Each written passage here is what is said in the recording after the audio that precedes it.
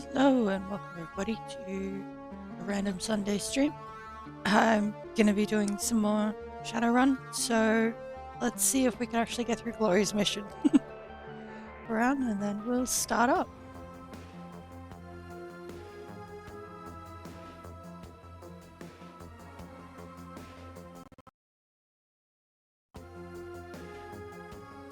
Right. That's sorry, losing my voice. It's not good. Alright, let's go. I believe the autosave is correct that we want to go for, but I wasn't sure if we could just continue. So, let's do that.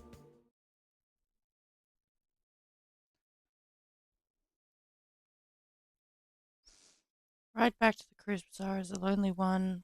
This train car smells a little better than the one that you rode in on. It isn't great, but at least it doesn't have you gagging. Still, things are looking up. You've helped Blitz pull himself out of hot water. And with any luck, you'll never have to set foot in Dragonkip again. After a long, boring trip, the car rattles to a stop. The door slides open, and I've forgotten the rest. Door slides open, and go home. Alright, I'm not sure if... Hi, AB. I'm not sure if I should do the bits that I missed first or go straight into the fight, so... Any suggestions would be welcome. Give me 2 seconds, something has broken.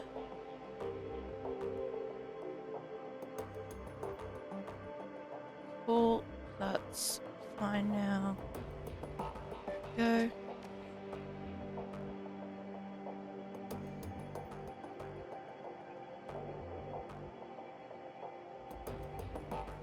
I think I might go do the bits that I missed first.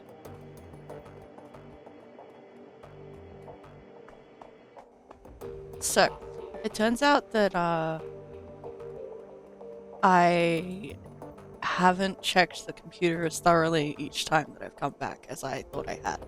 So, we're gonna go through some stuff that I missed. Alrighty, search BBS for relevant keywords. Alrighty, so there's a lot.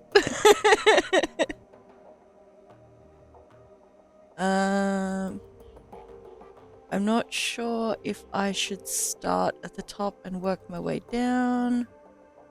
I should probably just start at the top and work my way down. Massacre at Shatternest Schoolhouse. Or is it Scatternest Schoolhouse? Doesn't matter. Really attention-grabbing headline, right? That's how the local news has been spinning it. Truth is, the schoolhouse was abandoned years ago and has been used as a humanist improvement and training complex. Tolstoy, 947, 13th of the 11th, 54. You're kidding me? A friend of mine was going there after class and he said it was just a community center. Alex Tusk, 1013, 13th to the 11th. I know none of you are fans of Humanus, but that entire chapter house got wiped clean. There were probably some kids in there off the street who were just looking for a hot meal. Screw Humanus for exploiting them, but they didn't deserve death. Just 1054, 13th of the 11th. Good riddance to those assholes. Streets are a little safer now that they're all buried. Maelstrom, 1055, 13th of the 11th. Went trolling on the Humanus board, and that place was totally wiped out. Volkastal was in charge of that chapter house. Good riddance to that piece of dreck. 1058, sorry, Ruby 1058 at 13th of the 11th. Heh, just got offered a job to geek one of Humanus's lieutenants. Seems like Stahl is dead and a power struggle is already underway. Just 1102, 13th of the 11th.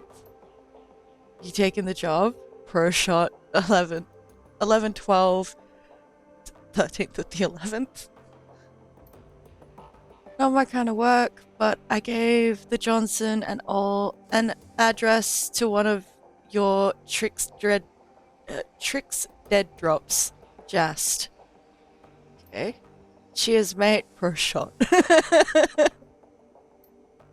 Just finished up drinks with a chummer who was doing some biz up there. The real story is Humanus did not want to pay for services rendered, and some hired muscle went crazy and took them all out. Bluebeard. Beard. Beautiful. So the muscle decided taking the whole place down would get the new one back. Well, that's one way to make a living, I guess. Wraith-like 44. Even if your friend did get screwed out of a bit of Newen, I don't think Humanus would even be worth the bullets, especially that many of them. Just. Where to find elves? Is there any elf clubs or bars in the downtown area? I really want to meet one. They're just so beautiful. Maybe we can go dancing. Do elves like dancing? Alex Tusk. Sir. Really? There's one on Straub?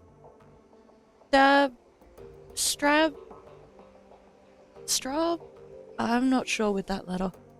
Bring a bouquet of roses. Elves love a romantic Tolstoy.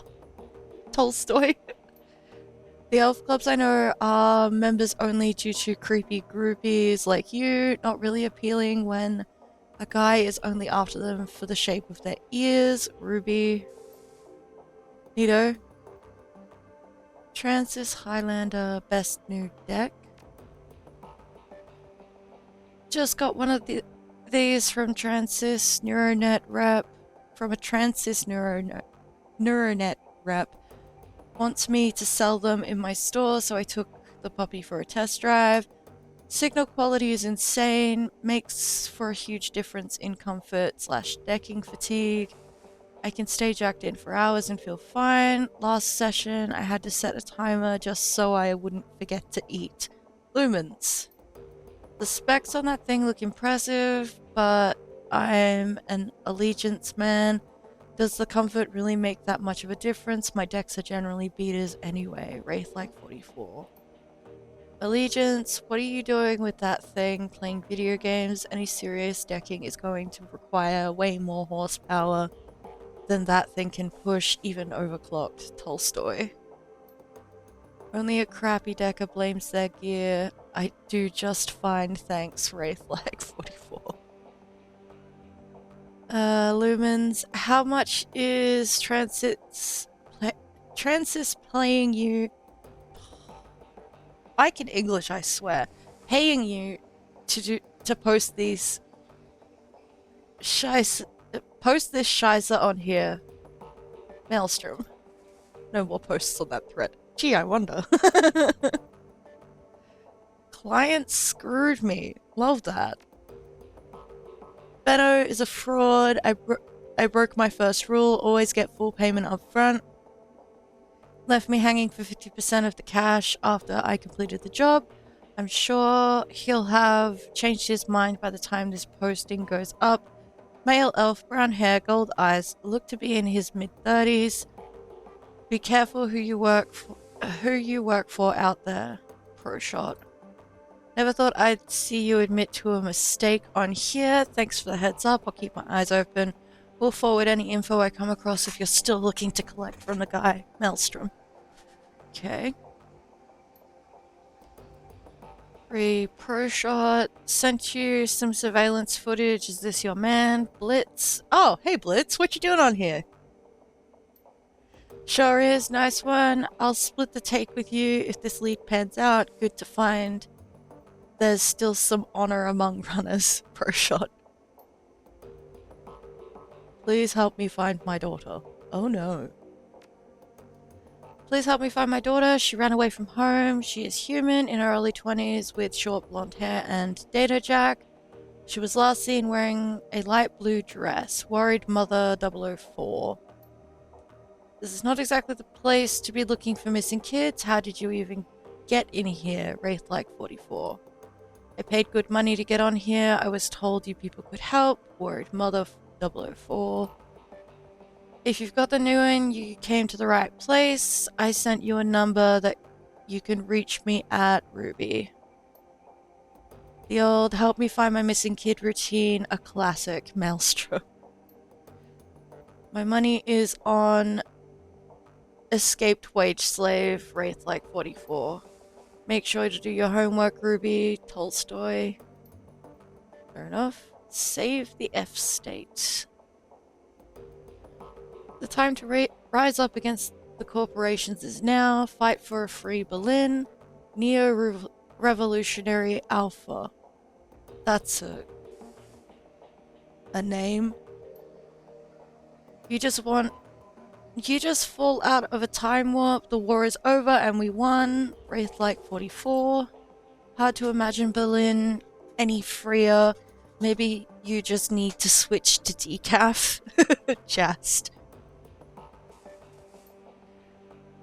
As long as any corporation is active anywhere the F state, we are all... Anywhere in the F state, we are all at risk. We must act. Neo-Revolutionary Alpha. Corps are good for business and keep in their little corners. Why do you think we would help you? Wraith-like 44. How naive to think they will stay there forever. Don't you see that they are taking the freedom we all hold so dear? Plans are being made across the F state with the shadow community on our side. We shall prevail. The F state has its own way of dealing with those who step out of line. Take your politics somewhere else. Around here, we've got bills to pay. Tolstoy. Okay. Sorry, I need to cough.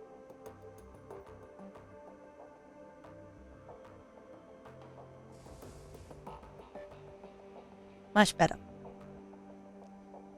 Help drowning in junk messages. Oi, Jammers, I could use your help. Every time I jack into the Matrix these days, I'm flooded with junk mail. There's so much of it I can't even see. Can anyone help me? Rollin' Thunder.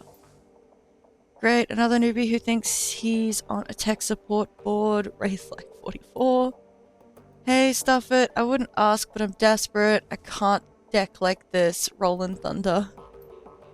Alright, Thunder, calm down. It sounds like an ad bot is keyed into your deck. Been poking around somewhere sketchy lately. I don't need details. A simple yes or no will do. The smiling bandit strikes again. Haha.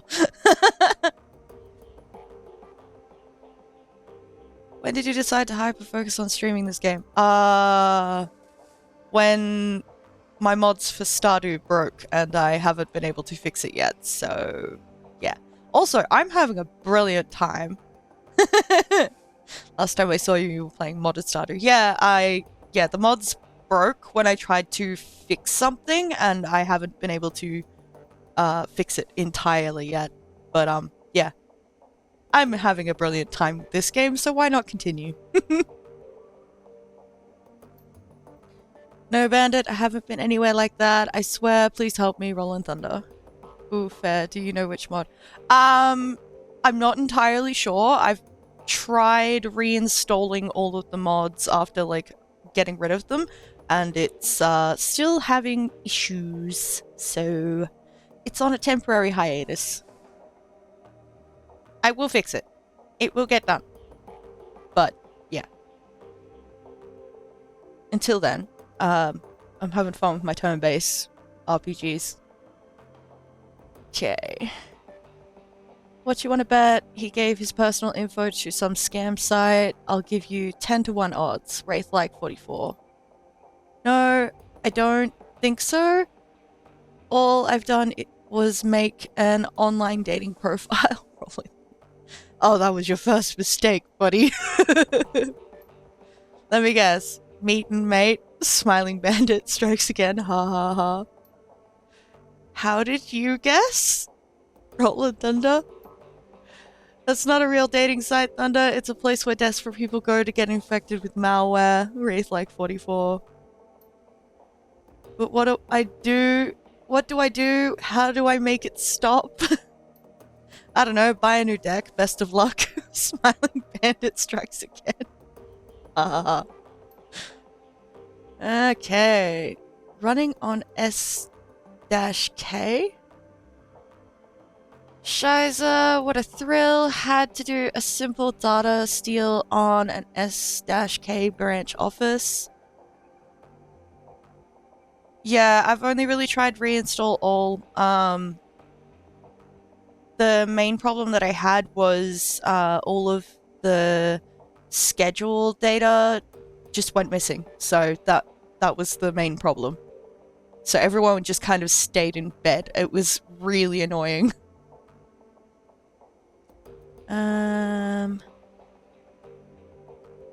Right, I'm gonna try this again. Shiza, what a thrill. Had to do a simple steal on an S to K branch. Turned into an okay corral shootout. Never seen first response team arrive that fast in my life. Had a decker off site running damage control. Managed to distract the second team on a different building while we jacked the car. The first team came in.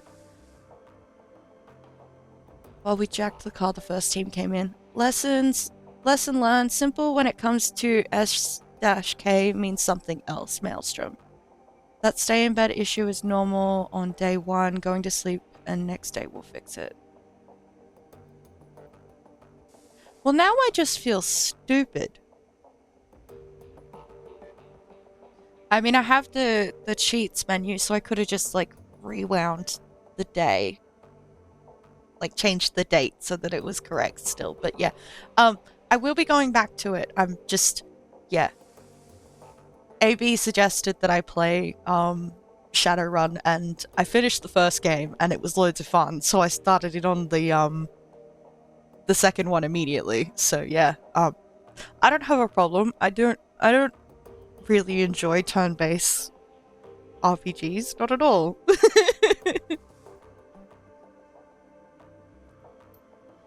You stole the corpse response vehicle? Don't they have trackers on those things, Tolstoy? Of course they do. Dumped it off the side of the road with a primed grenade in the backseat just to be safe, Maelstrom.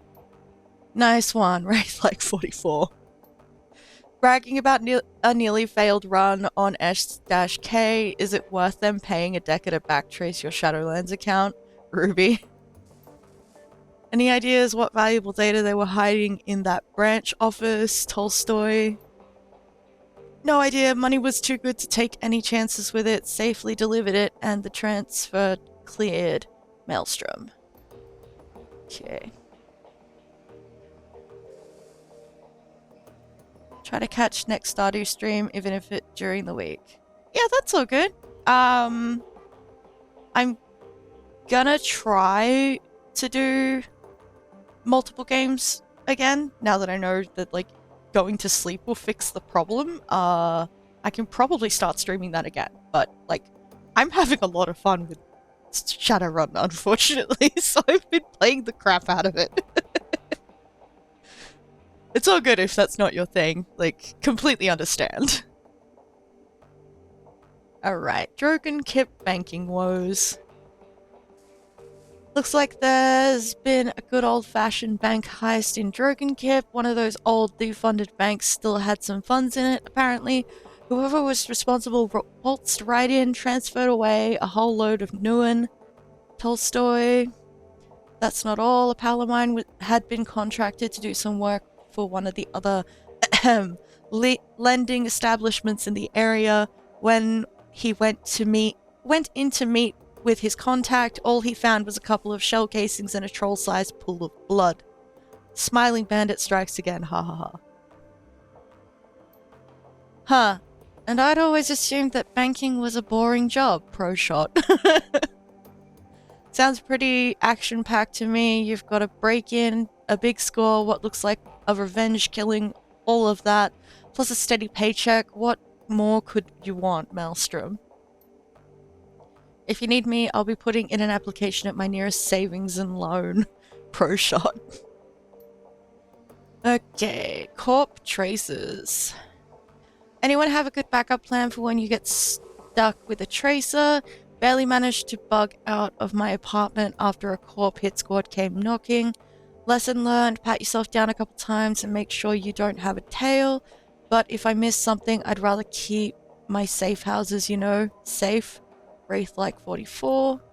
I've had good luck with RF blockers. I have a jamming grid set up near my safe house. It projects any signals to a few miles away where I've got some cameras placed. So when someone shows up there, I know they were trying to find me. Then I do a thorough sweep to find the tracker. Kind of crazy to me because if they all sleep personally would have marked this day as fishing or mining day only.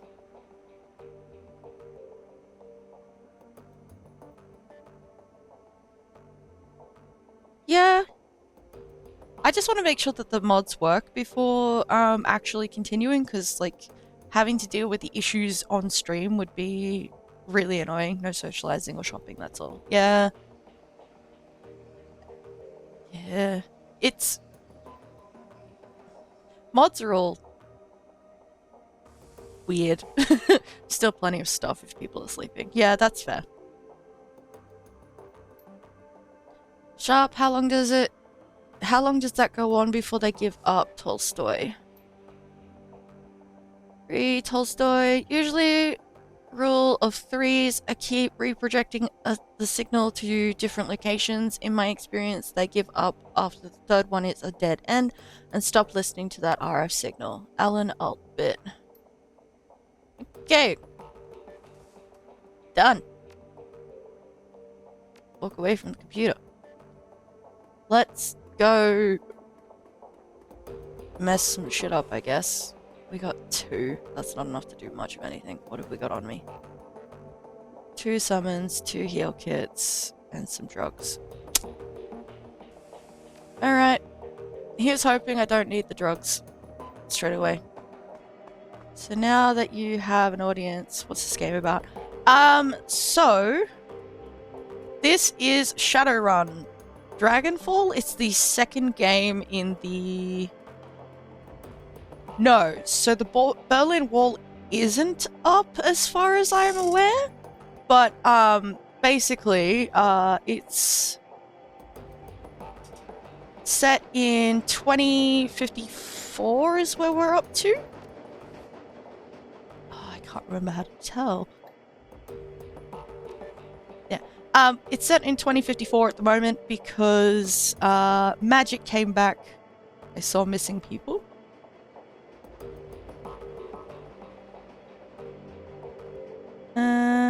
I'm not sure about missing people. That's all. Oh, fair enough. Yeah, so it's cyberpunk in flavor, but also magic. So, yeah. Basically magic came back to the world and... yeah. Magic came back to the world and shit went fucky in 2012? AB, am I right on that one or wrong?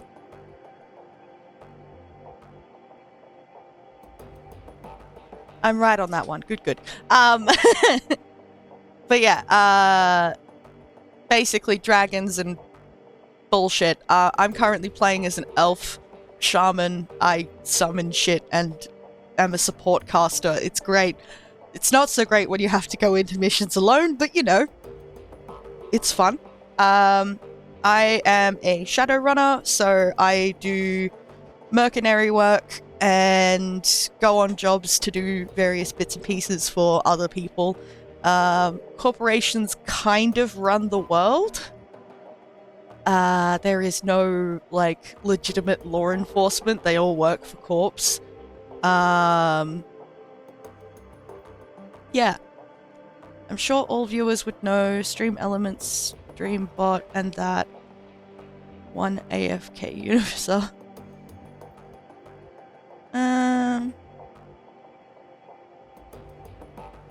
Fair enough. But yeah,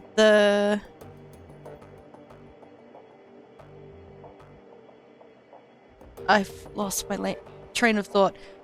But yeah, at the moment I'm doing a companion mission for Glory because Glory has some fucked up past and we're gonna go deal with some problems. About to travel to Harrow's compound in Tübingen. Continue? Yes. Please note, I am not great at pronouncing German words, so I apologize in advance. The drive from the Cruise Bazaar to the Skonnenburg forest was a long one. For over 6 hours, you and Glory rode in relative silence, with only the sounds of the road for company. Now you find yourself crouching in the woods, watching, waiting. Off in the distance, the rustic exterior of the Fürstel looks curiously warm and inviting, but you know what's waiting inside. The anticipation churns at your gut like a living thing. Eventually, a van pulls out of the compound's driveway and rolls out along a service road before disappearing from view. Glory gives you a nod and begins to scramble forwards. Harrow has left the building. It's time for you to make your way inside.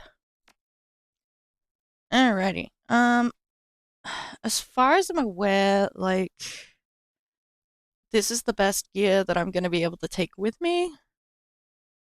Unfortunately. Yeah, because we have Flash. And that's also Flash. That's, yeah. Okay, we got a 5 and a 4. That's not the worst, but it's honestly not the best. Let's see what we can do. I have attempted this mission before and I failed horrifically because I was really tired and was not paying attention. The weathered edifice of the Fürstel looms above you, dark and sinister in the chill night air. Despite the horrifying stories that Glory told you about this place, something about it feels strangely comforting. In the back of your mind, insidious voices whisper that you could stay here forever. Text-based games are not good to watch on mobile. Oh, I'm sorry. You feel it, the lure of this place. Glory gestures with a limb of chrome and steel. When I was a kid, when I was whole, the pull was irresistible. I'm gonna have to leave because I cannot keep up. No, that's so good. I completely understand. You have a good one. Yes, I can feel it. It's almost pleasant. Yeah, I feel it, but that doesn't change what we have to do. Are you sure you're ready for this, Glory? There's no shame in turning back. Let's... Thank you. I think I'm gonna go with option 2. Yeah, I feel it, but that doesn't change what we have to do. No, it doesn't. Sorry, no, it doesn't. She looks at you, her eyes are dark. When she speaks again, her voice is quiet but steady. You're going to see some terrible things in this place, Little Red. Fürstel exists to prey on the young, and we're going to have to come face to face with that. Are you sure you're prepared for this? When you say young, how young do you mean? I need to know what we're walking into. Don't worry about me, I'm solid. I'm ready as I'm going to be. Honestly, I'm not sure. I'm gonna go with the first one. When you say young, how young do you mean? I need to know what we're walking into. Teenagers mostly, 16 through 18, though there is a rare exception. That's young enough to make me feel uneasy. It really does make me feel uncomfortable. She nods, me too, but we're going to put an end to it one way or another. So I'll ask you again, are you ready for this? I need an honest answer. Don't worry about me, I'm solid. She studies you for a moment longer, then looks away. Good. You want to compare notes, make sure that we're both on the same page? She nods. We take Harrow out of commission. You were right when you said that we couldn't afford to let him live. Even if we completely destroyed this place, it'd all be for nothing if he got away. He'd just start another cult somewhere else. Okay. This is your run, Glory. I'm here to help you see it through. So what do we do first? I think that's the best one. We make our way inside and take out the shrine that Harrow uses as his power focus. We can't touch him while that thing is standing, but after we bring it down, he'll be vulnerable. Okay. Tell me more about this shrine. It's a lump of rock about as tall as I am, inscribed with runes and encrusted with bone.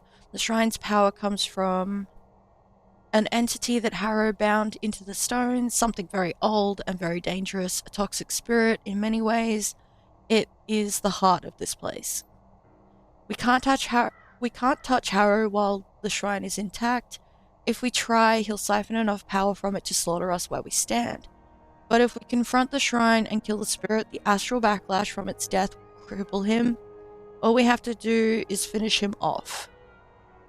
Okay. I want to hash out a few more details before we head inside. That makes sense. If you have questions, it'd be best if you ask them now. So we make our way to the shrine, then what? Take it out with explosives? Breaking the rock won't work. We'll have to take on the spirit directly, track it to where it lives, and kill it. She pats the satchel that hangs on from her shoulder. I've brought what we'll need to do that. I can't tell you exactly how this is going to go down, Little Red. The spirit itself will have a great deal of control over that, but you'd better prepare yourself because I think that this is going to be one hell of a fight. No shit. What about the other cultists? We'll save any that we can, but the energy released when the spirit dies will hurt them too. Anyone whose mind is touched will take a hit. Does that mean that the backlash will hit us too? You've only just arrived. The spirit hasn't had a chance to worm its way into your aura yet. You might black out for a minute or two, but otherwise you should be fine. As for me, well, like I said, this place can't touch me anymore. Sounds like this is our best shot then. It is. If the shrine is this important, why didn't you mention it earlier? When I lived here, Harrow barely used the thing. To be honest, I think he was afraid of it. Back before I ran away, Furostel was nothing more than a cult of personality that revolved around Harrow. He didn't need magical help to keep us here. We loved him and we believed in his message. He created the shrine as an insurance policy. Okay. And you think that something has changed and he started abusing the shrine's power. She nods, yes, and I think that my escape was the cause of that change. I know Harrow. When I ran, I bruised his ego, his charisma and charm had failed him, and my disappearance rubbed his nose in that failure. He wouldn't be willing to chance something like that happening again, not when he had the means to prevent it. So the cultists here, they're like puppets, the shrine controls them? Not exactly, it's more than that. Think of the shrine's influence as a drug. It lowers your inhibitions, makes you compliant. If you were to stay here for a couple of days, you'd fall in love with this place and you wouldn't even know why. All of Harrow's bullshit would start to make sense. You'd be happy. In essence, all of the cultists here are addicted to this place. That makes them a threat, yes, but it also makes them victims. I think I know everything that I need to. Let's get moving. She nods and the razors flick out of her fingertips. I'm with you. Let's do this. Alrighty. Keep Glory safe. Get to the shrine. I will do my best, but I failed last time to keep Glory safe. So, fun times.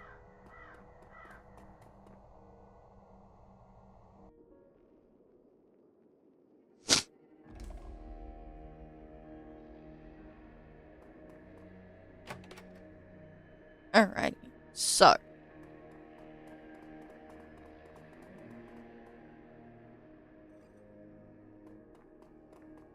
Let's poke this, because it's where it's leading us. The doorway shimmers with a faint red light. As you approach the door, you feel a squirming sensation in the back of your skull. Your limbs begin to tingle, they feel heavy. The closer that you get to the doorway, the more of a struggle it is to continue moving forward. It feels as though the strength is being siphoned from your body. I don't have willpower 6. Sadness. Step back. As you step away from the door, the crawling sensation gradually recedes. A moment later, the strength returns to your limbs. Glory stares into the light, frowning. The shrine room is through there, but the barrier wasn't here before. Harrow must have warded the doorway after I ran. Alright, how do we get through? The ward is like a lock. There must be a key. Back when I helped Harrow run this place, he and I were the only ones allowed in the shrine room, so we look for whoever has taken my place. That's where the key will be. How will we know who that is? It'll be a girl. Harrow would never make a male his second. He wouldn't want the competition, and her hair will be fire red. It's sort of an insignia of rank within the cult. Girl with red hair. Got it. Okay.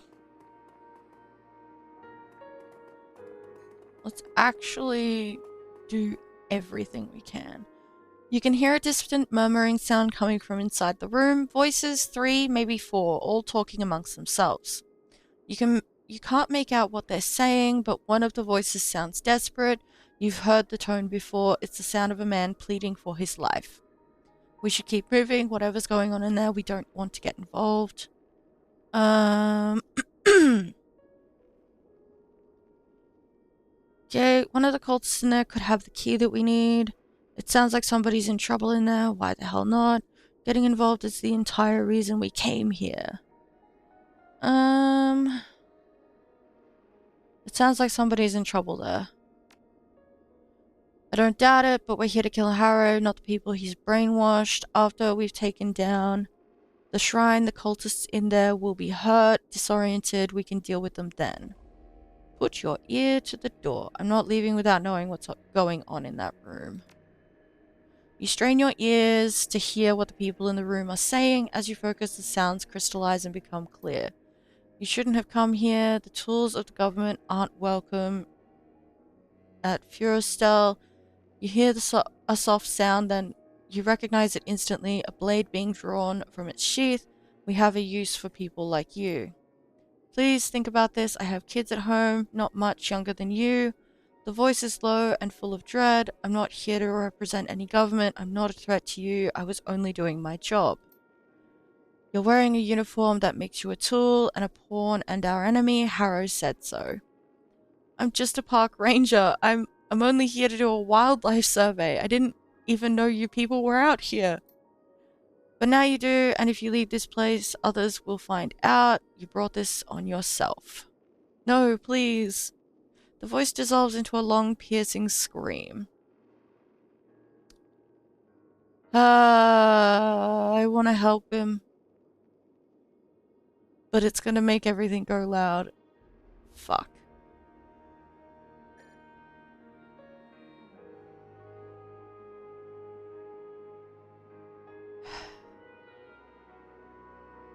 You're right, we can't afford to help this man. Cute. Let's go have a look this way.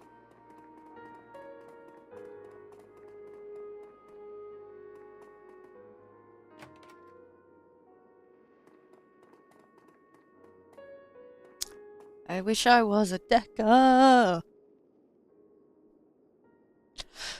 This appears to be a standard terminal. A login prompt glows on the screen. Leave the terminal because there's no option to find a password, unfortunately. Have a look at this large book. An ostentatiously large tome sits cradled on this pedestal. The paper is robust and fibrous, and the binding has been expertly stitched. A steel plate running along the book's spine anchors it to the pedestal. Glory stares down at it, frowning. Harrow's manifesto, the handcrafted line of bullshit that he feeds to his initiates. We all ate it up with a smile and came away convinced that he was a genius. She leafs through the pages with an articulated finger. Looks like he expanded it over the last few years. It's at least twice as thick as it was when I lived here. Maybe there's something in here that we can use. I wouldn't want to hang around long enough to find out. This is Harrow's personal library. He used to experiment in here. There were dangerous things in here, Little Red. Sick things. I was never allowed in this room without Harrow. Nobody was. He said it was for our safety, and I think that he was telling the truth. She pauses. I feel uneasy being in here. I don't want to stay any longer than we have to. Okay. Maybe things have changed. We didn't have any trouble getting in, did we? That's just your old self talking, your past coming back to haunt you. I've been on edge since we came in, but that doesn't change the fact that we should learn what we can. Whatever's Harrow's added to this manifesto, it could be important. I'm going to take a look. I'm with you there. We can't afford to waste time here anyway. We should keep moving. Yeah, I'm going to go with option 4. Whatever Harrow's added to this to his manifesto, it could be important. I'm going to take a look. Alright, I'll watch your back, but try to be quick. Leaf through the beginning of the manifesto. You flip to the early pages of the manifesto and find what looks like a good place to jump in and start to read. When I first set out on the path to free living, I realized that I'd have to rethink all my earlier assumptions about life. I'd have to question my own values and beliefs, and I'd need the strength to trust the answers that came to me. The prospect was daunting, but it was also necessary. The road to true freedom is paved with unanswered questions. After all, you can't learn to be free from a book. The answers won't come from a Bible, an instruction manual, or a code of conduct. If you don't learn that, you'll never break your chains. The path to true freedom is one that each of us must walk on his or her own path. Sorry, his or her own. What makes life worth living? What in life is truly valuable? And what is the dross that can be burned away? I spent weeks dissecting every aspect of my life to find the answers to these questions. Slowly, agonizingly, I pared down the list until only 4 items remained. These 4 items became the cornerstones of my new philosophy and the basis for everything that Feuerstel stands for. Love, the first cornerstone, the most important. Without love, life is bland and meaningless. Without love, we might as well be machines. Love what you do, love the people around you, but above all, love yourself. Self-determination, the second cornerstone. Each of us must be his or her own shepherd. No more gods, no more kings. Your life is your own. Lash out against anyone or anything that tries to treat you like property. An assault on your freedom is an assault on your whole being, and it must be met with an equally ferocious response. Charity, the third cornerstone. A miserly life is an empty life. If each of us is his or her own master, then nobody should live as a serf. By helping others along the path to enlightenment, so do we enrich our own lives. Passion, the final cornerstone. Complacency is poison. Be wary of it. Ambition is the key to a fulfilling life. Don't settle for what is. If you do, you abandon what could be. You hear a rustling behind you. Glory, turning, you can see a troubled look on her face. That ominous feeling is getting stronger, Little Red. It feels like we're being watched. Continue reading. Leafing through the middle of the book, you find a section dedicated to Harrow's rules of living. Be free in all things, and experience that freedom with your whole body, with your whole being, body, mind, and spirit. Discard the oppressive traditions of modesty and shame that you've been indoctrinated with since birth. The free thinker has no use for them. Your body is a source of pride, of pleasure, and of succor for yourself and for others. Enjoy it and share that joy freely with those who desire it. Be selfish. Don't enslave yourself to others at the expense of your own happiness. Take what you want and do so unashamedly. Our desires are an important part of what makes us human. Society has trained us to hide that part of ourselves from the world, but the free living person doesn't cower in the shadows. Own your desires and rejoice in them. Selflessness is ultimately dishonest, and dishonesty has no place in a free society. Show reverence. The free living person understands that the only true governance in this world is is the law of nature, and in nature there is a hierarchy. The rabbit doesn't question the wolf. The mouse does not wonder why it must run from the cat. They do because they must. Their survival depends on it. It is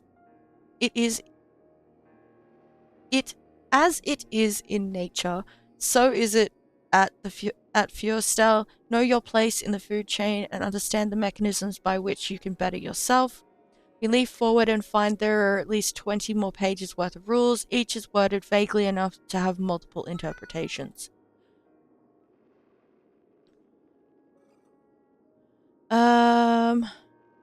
You hear another rustling sound. Glory moving behind you. She stares down at the rules of living, a look of disgust on her face.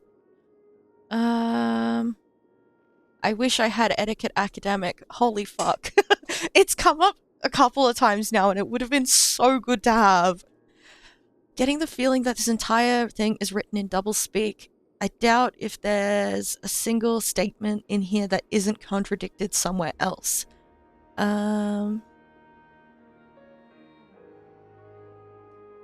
You're an intelligent woman, Glory. I can't believe that you couldn't see through this. Clear, simple rules with a focus on instant gratification. I can see why this would be appealing to a street kid. I'm not going to put Glory down. I'm not doing the first option that is available. I'm not.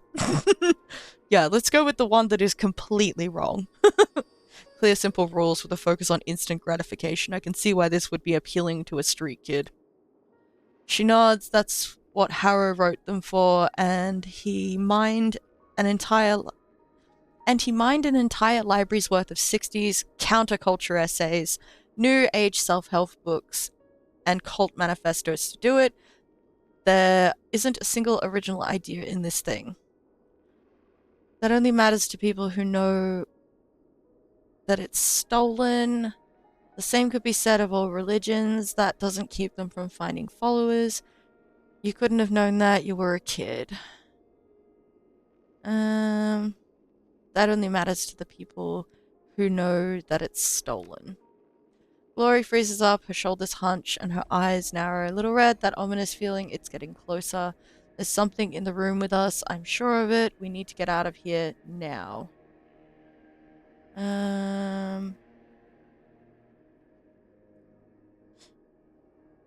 I feel like if I read this next section, we're gonna get attacked by something.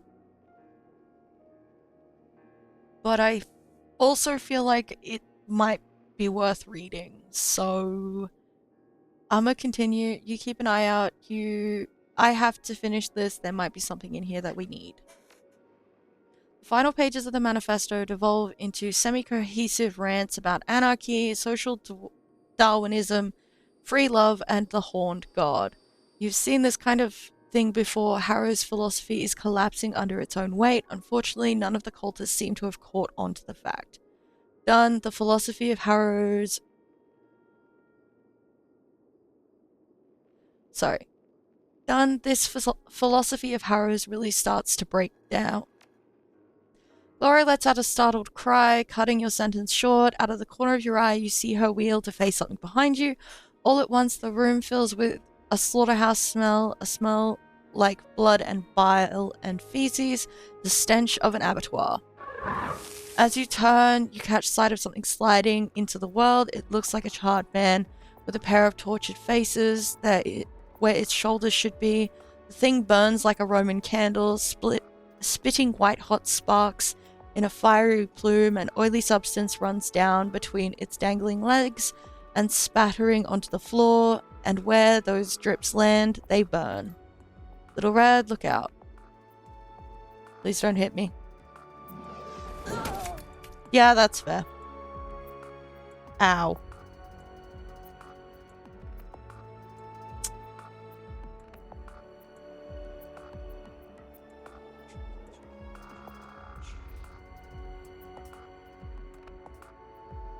I need to heal. 40 hit points.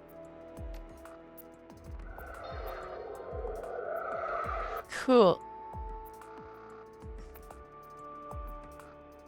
You'll excuse me, I'm just gonna go over here. Glory! Adrenaline pump. Thank you.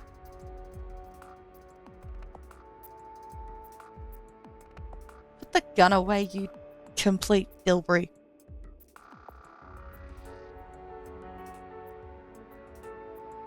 Get him. Oh. Why? Why do you always miss with that, you bastard? Hey, Glory. Go faster.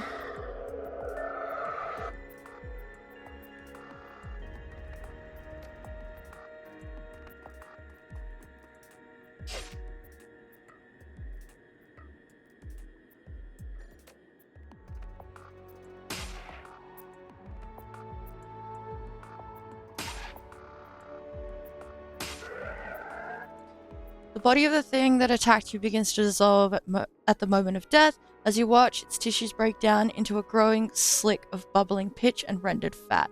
What the hell was that?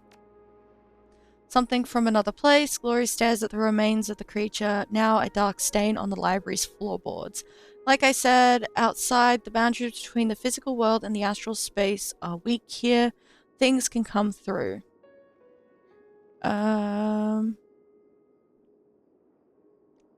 I think that we've gotten everything I think we've gotten everything from the book that we're going to.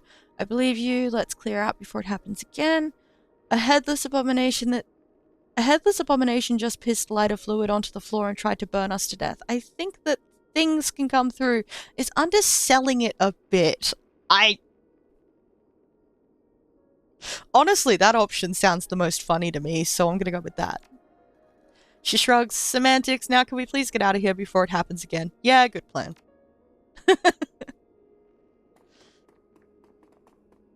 Alright.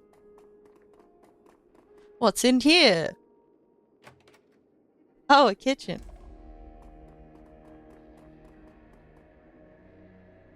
The refrigerator is interactable. Uh-oh. As you open the refrigerator door, a whiff of ammonia sticks in your nostrils. Watery light glints off of the door's polished interior. The fridge is stacked full of large plastic bins, all tightly sealed and neatly labeled. It's hard to tell through the opaque plastic, but they appear to be full of meat. Inspect the containers. You pop the lid of a container to take a closer look. The first thing that hits you is a smell. The meat in here is beyond rancid. White mold frosts the sides of the bin, and it's all you can do to keep from gagging. As you rush to put the lid back on, you recognize the familiar shape in the rotten meat, a mangled human hand. Is that what I think it is? Glory's voice is flat. Ritual supplies. The adversary prefers them aged. Harrow teaches all of the initiates how to do it, how to harvest the meat, how to store it, how to label it. Nobody likes doing it at first, but you learn. By the end, it doesn't even bother you anymore. I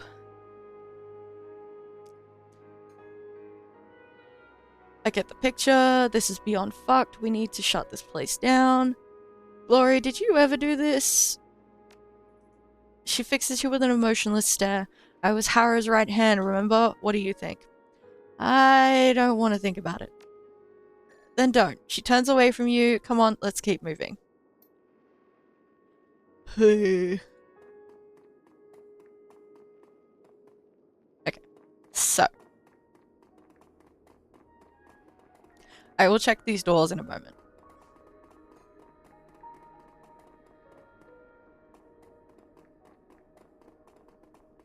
What's behind this door? You hear voices speaking in low tones through the wood of the door. You can't make out the words, but regular choruses of rough laughter tell you that the people on the other side are enjoying themselves. Those voices belong to Harrow's acolytes. They'll have some magical training, but they like hurting people. You open that door and we're going to have a fight on our hands. We're looking for the key to get past the water door. Could the girl who has it be in there? How do you know that they're acolytes? Kick in the door. We're going in. Walk away. I don't want to announce our presence here unless I have to. Let's keep moving. Let's go with the first one. We're looking for a key that gets past the water door. Could the girl who has it be in there? There is a pause before she responds. Yes, it's a definite possibility. When I was Harrow's second, I practically lived in that room. What is it, a dorm, a lounge or something? Her mouth tightens. Yes, you could call it that. A special place for Harrow's inner circle, the acolytes, and the bait girls, and Harrow's wives. Marta and I used to spend a lot of time in there. Let's keep moving.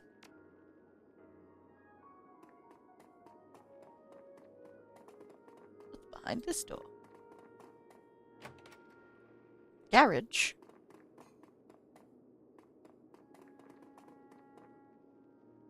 Van. Glory pauses at the side of the van. She traces the side of it with a claw. I remember cruising back to the back alleys of Tübingen, looking for kids in need of help. The bait girls, Marta and the others like her, would offer them money or food or drugs or sex. Whatever it took to get them into the van, and once they piled in, Harrow and I would be waiting to greet them. I remember so many nights like that. She frowns. I remember how much I used to enjoy it.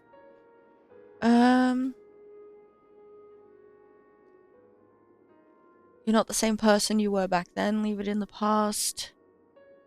In all that time, nobody ever caught you. Coming back here shows integrity, Glory. Most runners that I know wouldn't have done what you're doing tonight. That one. Left to my own devices, I probably wouldn't have. You pushed me to do this, to find some semblance of redemption. I owe you for that. You don't owe me anything. You know what? You're right, you do. Don't thank me until we're safely back in the cruise bazaar. We don't know how this is going to turn out. You don't owe me anything, Glory. She shrugs. Tell yourself whatever you like. We both know the truth. Come on, let's keep moving. Alright.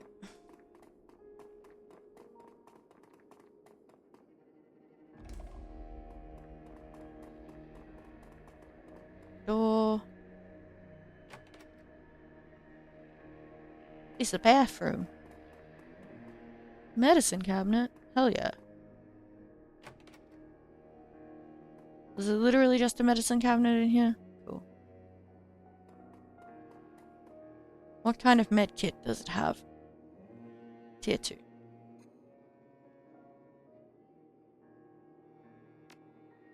Leave it alone for now.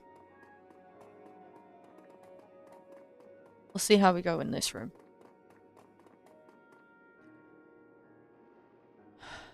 This is the Initiate's dormitory. The new arrivals are brought here. There is still hope for these kids, Little Red. Harrow hasn't had a chance to ruin them yet.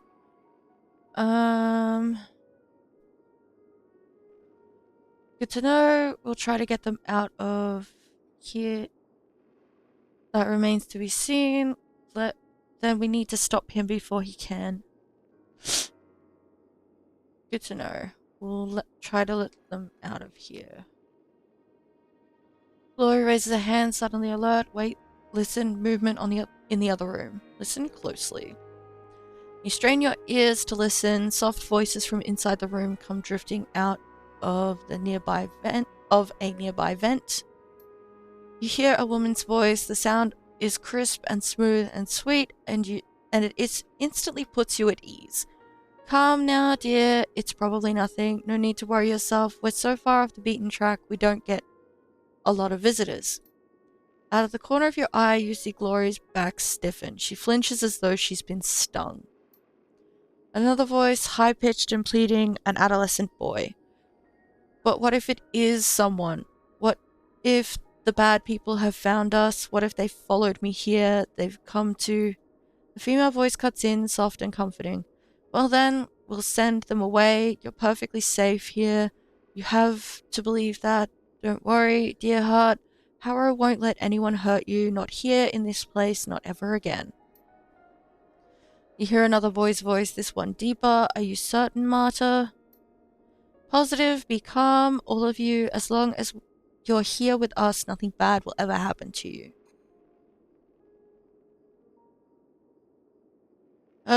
Is that your Marta, Glory? She gives a curt nod. Not mine, Harrow's, but she's the martyr from my story, yes. What do you want to do? Glory pauses, grits her teeth. Finally, she spits out an answer. If she's still here, she'll be Harrow's number one. My old position, he had his way with all of us, but he was always sweet on Marta. That means that she'll have a key to the shrine room. In that case, we're gonna have to find a way to get it away from her. Then we storm in there and take it from her. You ready for this? Maybe we can talk to her, convince her to give us the key.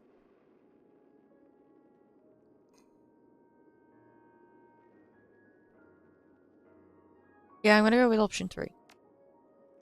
Maybe, but not here, not now. Those kids in there, they'd all die for her. They already love her. That's what she does. We can't risk confronting her in that room. If the situation turns ugly, any one of those kids will happily eat a bullet for her, and that's not what I came here to do. No, it isn't, but we came here to kill Harrow, and she's in the way of us doing that. If what you've said about her is true, then she deserves to die every bit as much as Harrow does. Let's go with option 1. No, it isn't, but we came here to kill Harrow, and she's in the way of us doing that. Yes, she is, but we deal with her later. I won't hurt any more kids voluntarily. Fair enough. Marta's voice floats back out through the vent. Hush now, boys, and get some rest. You've got a big day tomorrow, the biggest day of your lives. You get to meet Harrow. I promise you, after you speak with him, you'll see the whole world as in a different way, a better way. The adolescent voice trembles out a response. Alright, Marta, have a good night. A lovely musical laugh pours through the vent. You too, dear heart, all of you. You hear a distant sound of a door sliding shut. Glory takes a deep breath and then releases it. The coast is clear, we can handle the initiates. They're just a bunch of scared kids without Marta there to egg them on. They won't try anything. Alrighty. No time like the present.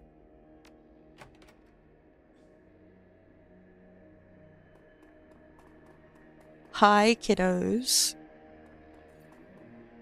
The initiate closest to the door whips his head up to look at you. He takes a stutter step backward in alarm, then opens his mouth to cry for help. You don't want to do that. Glory looks deep into the initiate's eyes, transfixing him. We're not here to hurt you. Etiquette Street. If we wanted to kill you, you'd already be dead. You lived on the street. You know how this works. Yeah, that's that one. Slowly, the initiate seems to calm down. Yeah, you're right. But if you don't want to hurt anyone, why are you here? Just want to have a word with Marta, a private word between old friends. Understand? The initiate nods. Yeah, that's cool, I guess. Hello, initiate. You have dialogue. The initiate by the door is staring at Glory's limbs, her eyes wide. She's a mousy little thing, probably somewhere in the vicinity of 17 years old, with purple contact lenses and a shock of blue hair. She glances up at Glory, blinking. You used to live here, didn't you? I've seen your picture before. Glory's expression remains neutral. Really? I think so. I didn't look at it long. It was in the room that I wasn't supposed to be in, but I'm pretty sure that it was you. It probably was. You're right. I did live here a long time ago. I was like you back then, a scared kid brought here by Marta for a chance at a new life. I like Marta. She's so nice. I always feel safe when I'm with her. Most adults aren't like that. They either don't notice you or they do for the wrong reasons. But Marta, she cares about us.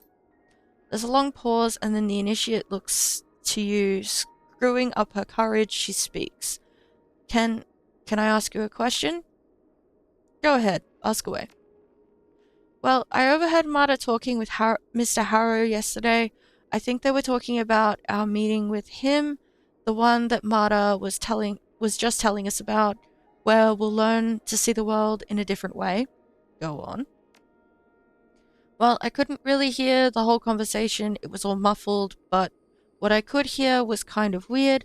Mr. Harrow said something about a shrine, and then it sounded like he changed the subject because he started talking about dinner, something about chopping up meat.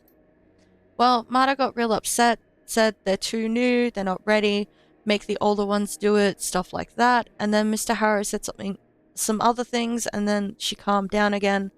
When she left, she was smiling. And so I was just wondering, do you know what they were talking about? I want to make sure that Marta is okay, but I can't ask her about it because I don't want her to find out that I was eavesdropping. I think I know what Harrow has planned for you. Have you ever opened the fridge in the other room? Sorry, I'm new here myself. Gloria, do you have any ideas? I'm gonna go with the second option. Could be any number of things. She turns to face the initiate. Her voice is gentle. I wouldn't worry about it, sweetie. We'll make sure that Marta is okay. Alright, but don't tell her I told you, please. Don't worry, we won't. The girl smiles sheepishly and steps back as you pass her. If you pass by her on your way to the door, Glory shoots you a sidelong glance. I don't know for certain what Harrow has planned for those kids, but I do know one thing. Whatever it is, we aren't going to let it happen. Agreed. Door. Poke. Marta is just on the other side of this door. However this goes, we're going to have to move quickly afterwards. If she dies, Harrow will know it, and I don't trust her to keep her mouth shut if she lives. So we take the key to the shrine room, break through the ward, and confront the spirit. Are we clear on that? Crystal, let's do this. Onwards. Hello there. The woman in this room is lovely. Full lips contrast artfully with her elvish features, her fine elvish features, and a tumble of fire-red hair spills down over her shoulders. Beyond her physical beauty, there's something inherently approachable about her. She exudes an almost palpable aura of kindness and warmth. Marta, Glory's old lover, the lure that Harrow used to draw her and so many others to Fjorstel. She looks up with a start at the sound of your approach. Her eyes go wide at the sight of Glory as she takes in her cyberware. Her mouth falls open in horror. Glory? Yes, Marta, it's me. Glory's voice is cold. It's been a long time. It has. Marta swallows. The horrified look hasn't left her face. Glory, what have you done to yourself? What I had to. I got out, Marta. This was the only way. Oh, Glory. All at once, the horror on Marta's face is replaced with an expression of profound sorrow. I am so sorry. Marta steps forward, her arms extended to wrap Glory in a hug. All at once, something in Glory's face changes. Her skin goes from pale to pallid, and her breath becomes ragged. She takes a step back and raises her claws into a defensive posture. Her voice frosts over with cold rage. Don't you touch me. You're the one of Harrow's creatures. You always were. Marta stops short. One of his creatures, Glory? What are you talking about? I'ma say nothing. You know as well as I do, you worship that monster. You seduced me into coming here so that I would worship him. If you hadn't found me, if you hadn't baited me, none of this would have happened. None of what? I haven't done anything. If you just left me where you found me, I never would have hurt anybody. My mother would still be alive. I would never have sold my soul to that abomination that you all worship, and I wouldn't have had to sacrifice my own body to escape from it. This place took everything from me, and it all started with you. She looks genuinely hurt. Harrow and I rescued you from a life on the street, a beautiful girl, homeless, penniless, living in a gutter. I pulled you away from all that. I saved you. There is a long pause. Glory stares into Marta's eyes, her expression unreadable. I don't feel much anymore, Marta. Most of the time, I'm completely numb. But for you, I can make an exception. I hate you. I'm sorry that you feel that way, Glory. For my part, I still love you. The razors flick out of Glory's fingertips. Her lips curl into a snarl. Another lie. The last one you'll ever tell.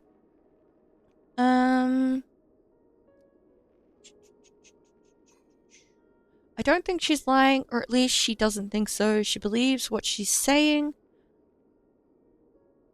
I think we should hear her out. Something strange is happening here.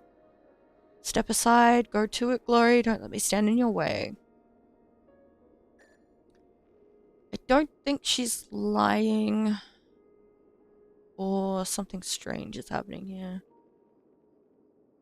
Let's go with option 2, I think. I think we should hear her out. Something strange is happening here. She nods eagerly, her eyes fixed on Glory's razors. I'll prove it to you. Ask me anything you want. I'll show you that I'm telling the truth.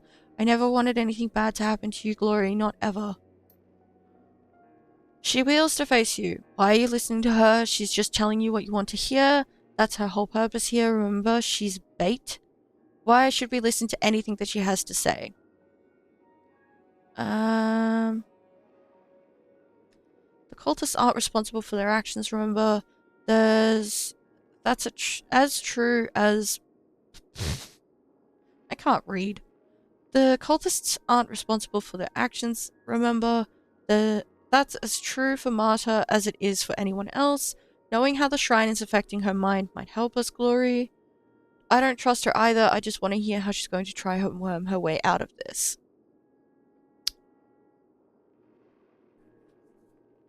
I don't know. Last time we tried this, I was not able to convince this woman, but I'm gonna try it again with the extra information I gained from that manifesto. So, hopefully.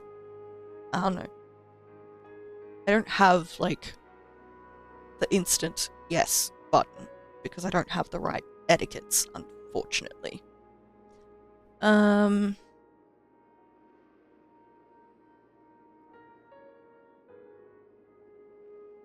Knowing how the shrine is affecting her mind might help us, Glory. She fumes at you, but only for a moment. You might be right. Marta looks from you to Glory, a confused expression on her face. Her voice goes quiet. There's nothing wrong with my mind, Glory. I don't even understand what you two are talking about. No, of course you don't. She fidgets in agitation. I understand your interest in learning more about this little red, but we're wasting time and we need that key. If Hara gets back here before we've dealt with the shrine, we're fucked.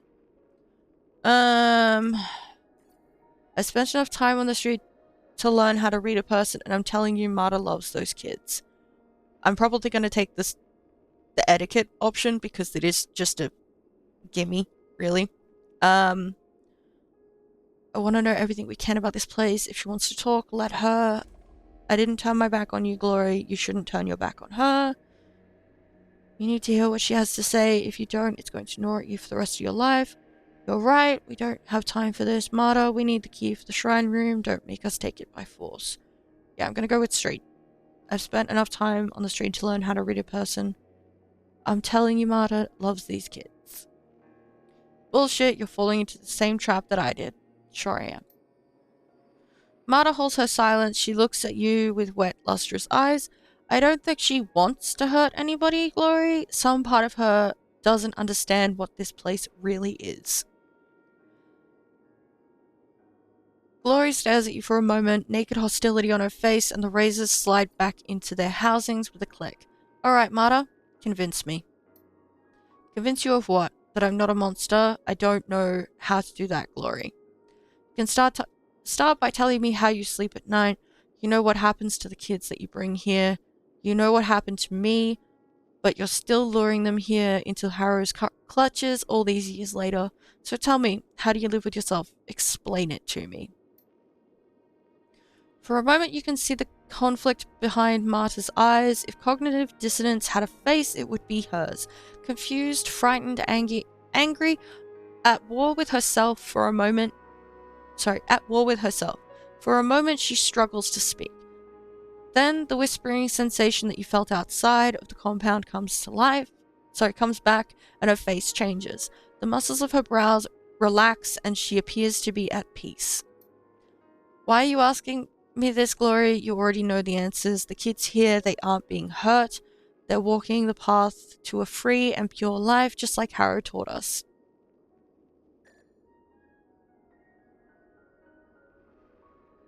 I must say nothing for a moment.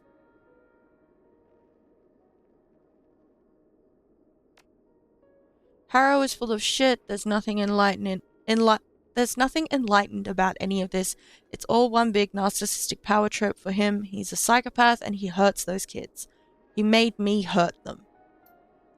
Her voice is calm, placid. He's a great man, a prophet. True sacrifices have been made, but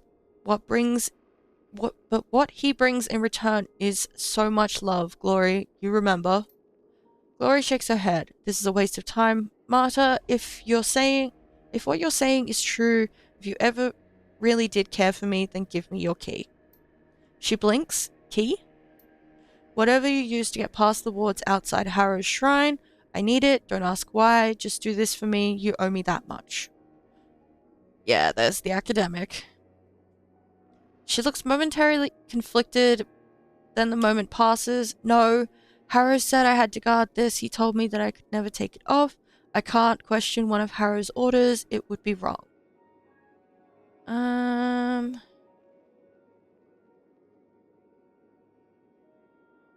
You questioned him about what he's planning on doing with those initiates back there. Was that wrong?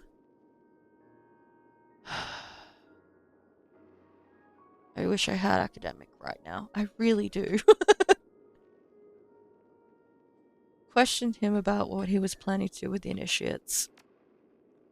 That's different. She blinks, then that whispering sound returns, soft and insistent, and the flicker of unease on her face is replaced with an easy smile you wouldn't understand. Then maybe you could explain it to me. Maybe if you could answer my questions, I'd be able to see the light. She nods eagerly. Yes, yes, please go on and ask your questions. I'll explain everything, and you'll see for yourself how perfect and right our way really is, how beautiful it can be.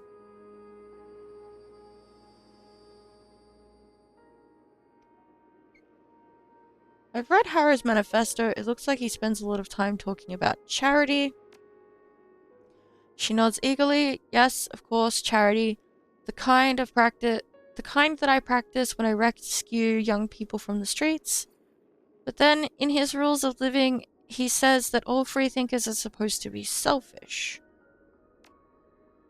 Well, yes, but... And after that, he says that only the strong deserve to prosper. So which is it? Marta blinks. She looks momentarily confused, and then you see the conviction clamp down behind her eyes. You just don't understand the beauty of his message, the truth behind it.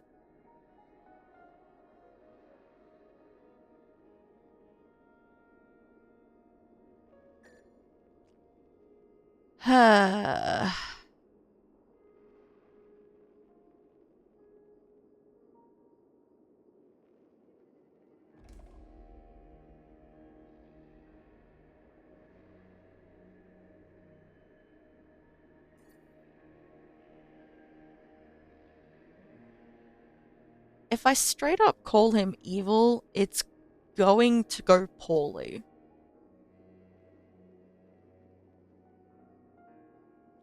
Harrow is hurting the runaways that you bring here.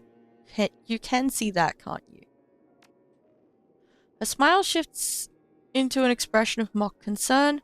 Hurting, how so?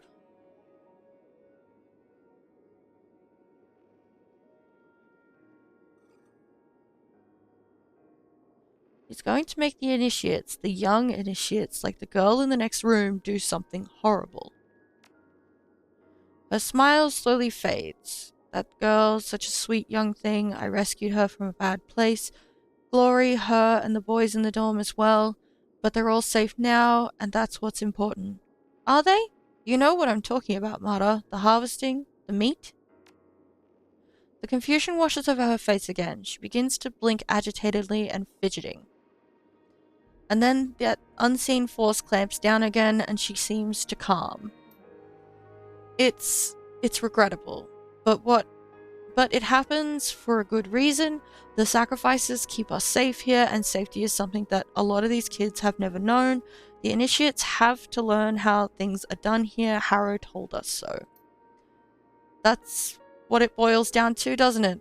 It has to be this way because he says it does. He's a great man. He would never hurt us. Whatever you say, you're taking everything out of context. You don't understand.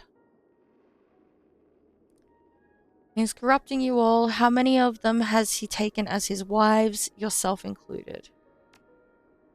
She rolls her eyes at you. A lesson in Puritan values from a Shadowrunner. How quaint. I'm not making a value judgment, just an observation.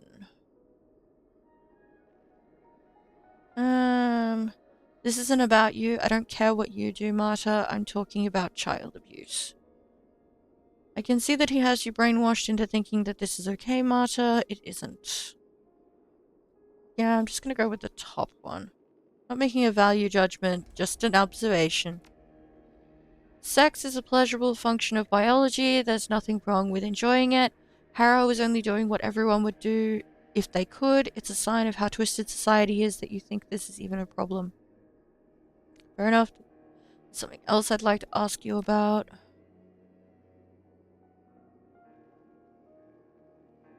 I'm not doing this one. I feel like it's just going to end poorly if I try that. Give us the amulet, Marta. It's the right thing to do.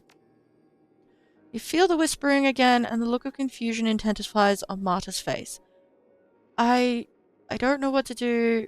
What you say makes sense, but it feels wrong somehow. I just can't. It isn't you, it's this place. It gets into your head. It took a lot more than this to wake me up from it. I don't know what to do. Slowly she fishes the amulet from between her breasts. She holds it out to you with a trembling hand. Take it and go. Do what you need to do. Thank you, Marta. She holds her head clasped in both hands. A tortured expression has taken over her face. Please, just go.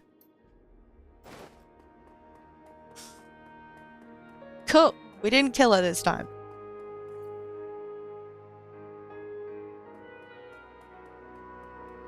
Hi, you have something to say? You said you just wanted to talk to her. She ran out of here in tears. Her mother died. We're going to calm her down right now. Oh no, poor Marta. Take care of her, okay? Fucking hell. That's one hell of a line, Glory. Well done. Alright, we have the amulet. Let us go mess some shit up. And hope that doesn't come back to bite us. Open the door. As you step forward, the scintillating red light that streams from the doorway flickers and dies.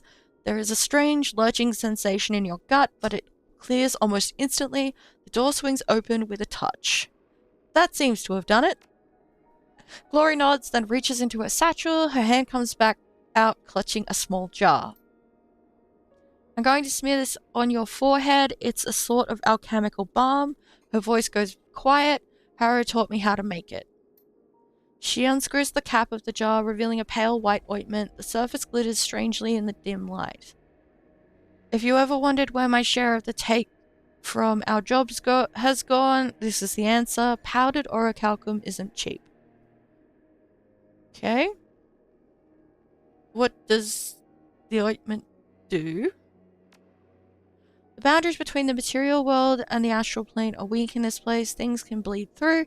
The balm is like a lens. It focuses your perceptions, makes the haze real. She applies a smear of ointment to her forehead. It looks like a glob of glittering white paint. With this, we can deal with the spirit on its own level. Okay. I'm glad you came prepared. She dips her finger back into the balm and traces it down your forehead. The ointment feels cool and oily on your skin. I didn't have much of a choice. There's no way that I would pull this off without alchemical assistance. I wouldn't even want to try.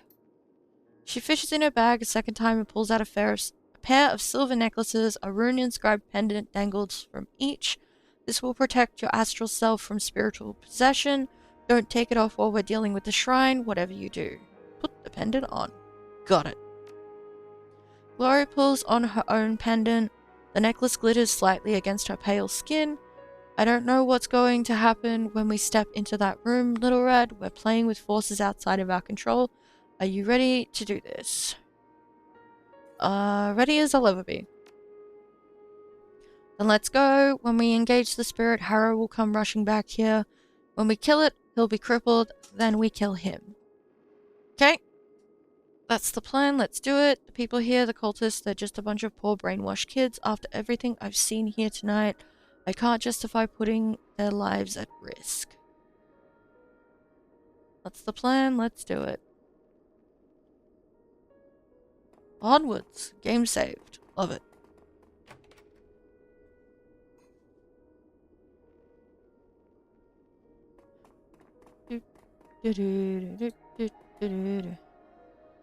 As you approach the shrine, a chorus of high sibilant voices fills the air. The sound is light and airy, but something about it fills you with bone-deep dread. Welcome home, Glory. Glory's eyes go wide. She opens her mouth to speak, but no sound escapes her. Glory, what? Something slams into you, a wave of intangible force that turns your consciousness inside out and sends shockwaves reverberating through your mind. The world lurches and everything goes black.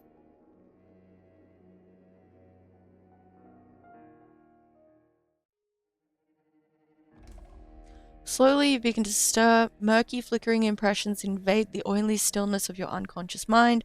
The sensations come in waves, washing up over you and jerking you back toward consciousness. You smell acrid smoke and burning meat. The roar of distant flames whispers in your ears. When your eyes flutter open, a dull red glare fills your vision. As you attempt to struggle to your feet, you become dimly aware that the gravity here feels wrong. Everything is heavier than it should be. Slowly the waves grow still and your senses calm. You find yourself staring into an infinite horizon. The blasted ruins of Fuestel stretch out in all directions, as far as the eye can see. Oh, is this an astral space? No. Warily, Glory surveys your surroundings. We're someplace else. You're gonna have to be more specific. I don't have answers for you, but there's one thing that I am sure of. Whatever this place is, the adversary holds sway here. Ugh. So this place, whatever it is where we're going to find the spirit, right? Yes, it is. Yes, it'll be here somewhere. Alright. Let's move.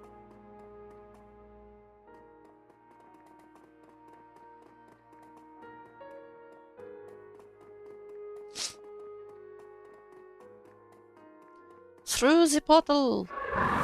Why, hello there.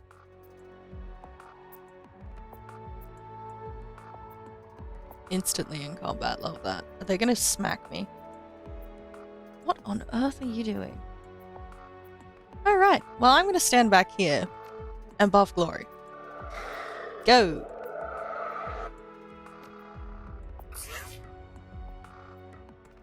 Alright. You are a range caster. You're just a tanky piece of shit.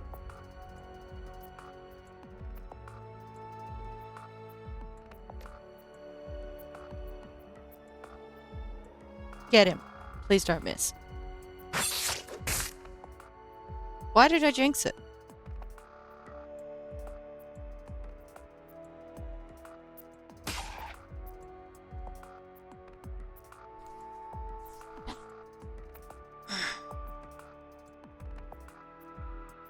Okay.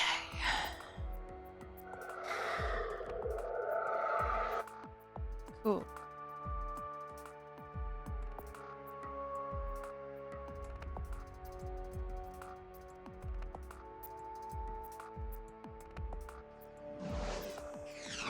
Yeah, that's fair.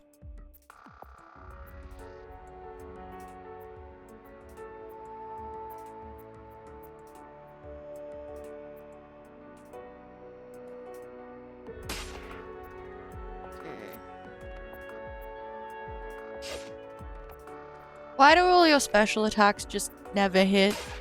There we go, we got one. Thank you. Rude.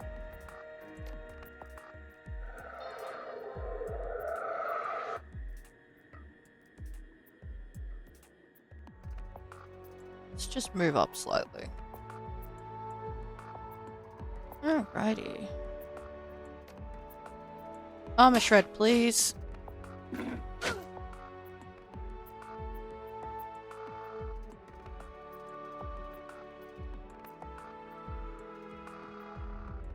No, haste is on.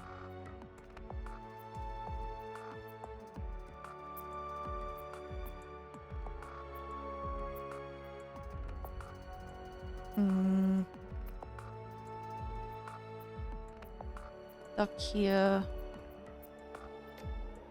Totem.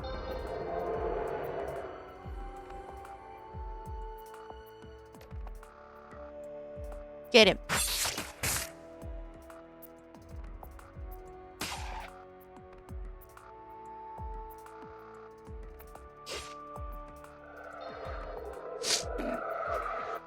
Nice try.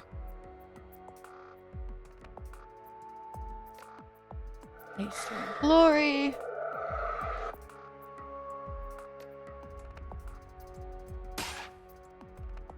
Lovely.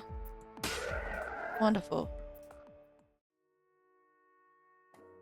Still on full health, haven't had to use any medkits yet. Yay! Oh, there's 3 of the fuckers. Well, crap.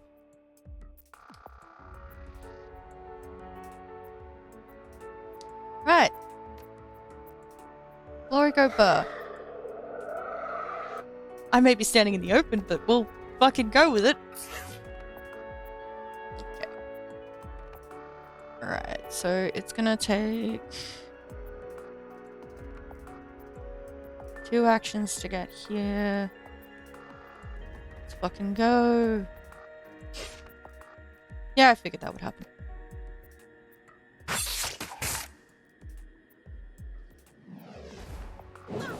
Ow.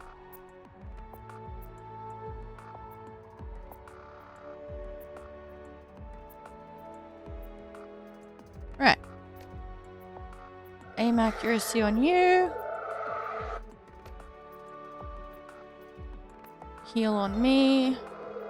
I can continue standing in the open. It doesn't really matter all that much because I can keep healing.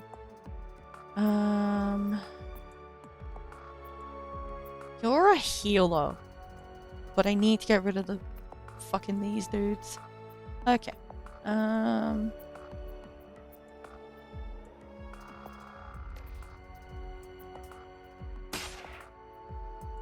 was kind of hoping that was going to hit this guy as well. Oh well.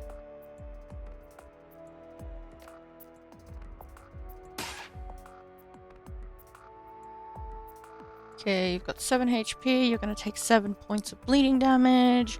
You're up next. Yeah, fair. You didn't die. Rude.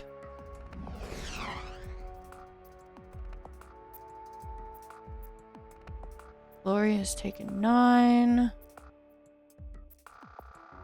Time to make some silly decisions. I don't think I can heal Glory this turn.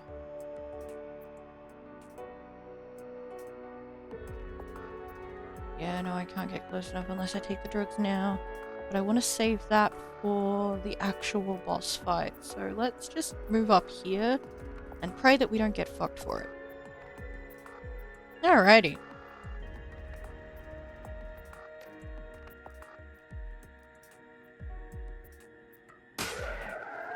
There we go. That hit him as well.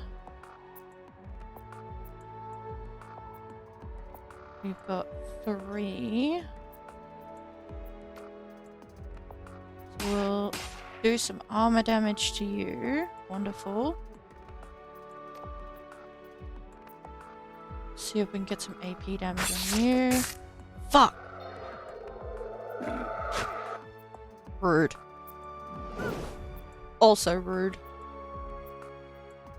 It's a shame that everyone is in totem range this turn. It's almost like I planned it. Alright. Glory is down in AP. Yeah, he'll have some acid damage. It's fine. Alright. This guy needs to die. They're both on 23. Shouldn't hit me. Oh. Yep. Fuck. Don't you fucking. Screw you. Alrighty. Is it worth doing an armor shred? Probably not.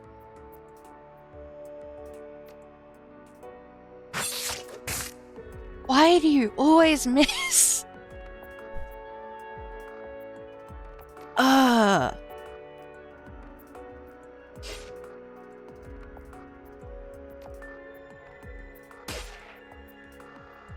Fucking hell.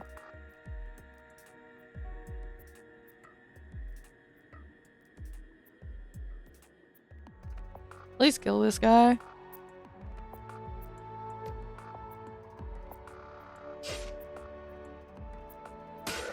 Thank you. Fucking hell. Alright, am I on full? Yes. My 40 hit points. Let's not worry about that. Okay, we have made it to the boss arena. Lovely.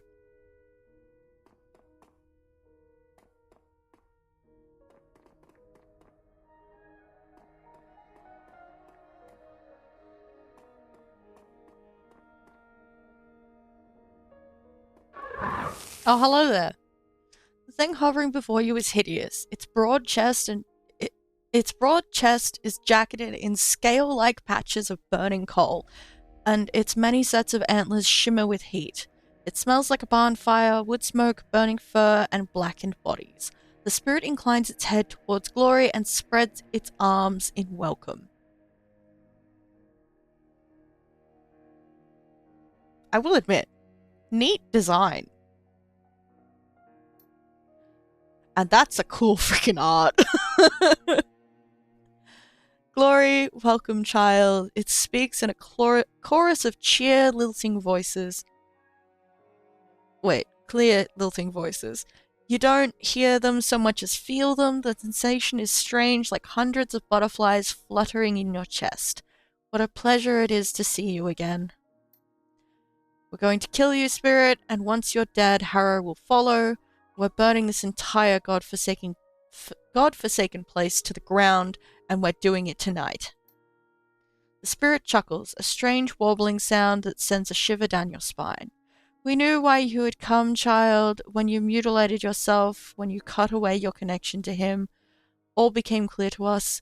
We knew that one day you'd be back, and that you would lash out against our great master. It was inevitable. The voices in your head soften, become sad, but the fluttering in your chest turns ugly like the buzzing wings of a swarm of blowflies. You have mangled yourself beyond repair, and you did it to spite him. He who was your greatest benefactor, you betrayed him, child, but he loves you all the same.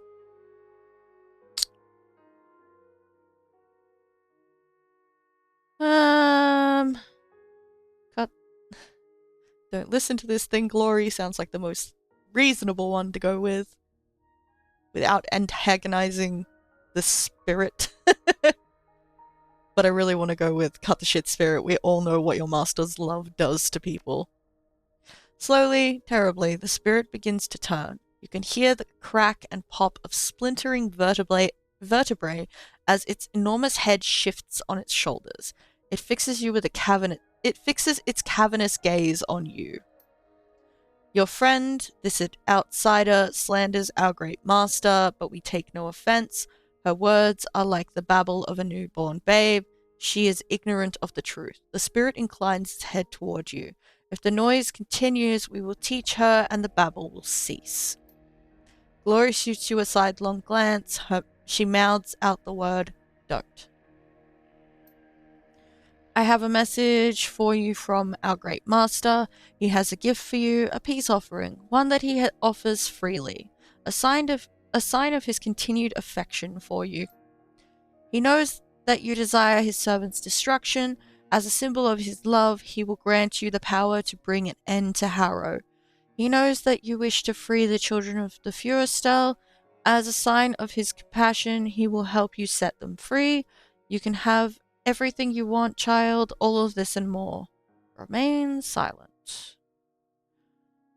Thus a night's pitch, spirit, but you neglected to mention the price. The spirit leans towards her, clasping its hands. This will cost you nothing, a simple gesture, a trifle, a show of good faith. If you demonstrate your love for him, he will reward you beyond your wildest dreams. You remove the protective ward from your neck, and he will gift you, and his gift is yours for the taking, yours forevermore. Say nothing. Glory cranes her head to look up at the reeking, cadaverous thing that looms over her. I had my own limbs hacked off to get away from the adversary. I paid somebody to do it. That's how badly I wanted to be free of your great master. Your offer is as pathetic as it was predictable. To be frank, I'm disappointed in you. The bonfire stench of the spirit thickens and its antlers grow white. The heat radiating from the thing is like an oven, a kiln, a blast furnace. If you rebuke our great master a second time, I will chew what's left of you into mulch. The marrow from your bones will nourish the garden. I promise you this, child. I promise it.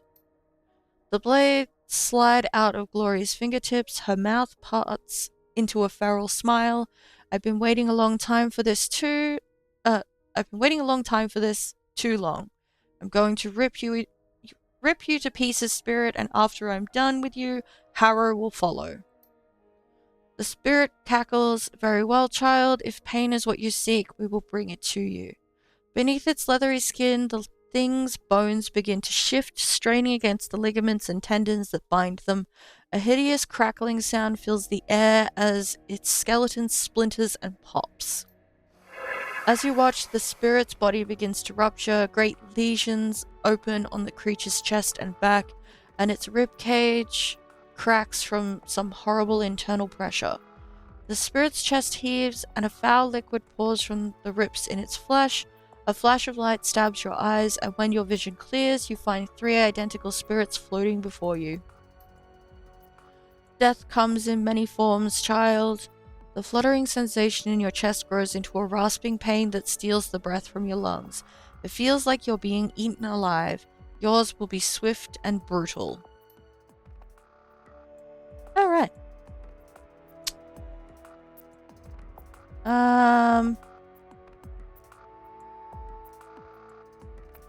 That seems out far further than I thought it did. Cool. Alrighty. Let's see. I need to get into some cover. So I'm not going to be able to haste Glory this turn. Let's go here. We shall give Glory accuracy. I don't know which one of these fuckers is the real thing. So, how about we go for this guy first and then try our luck with one of the other two. Oh, cool. We found the real one immediately.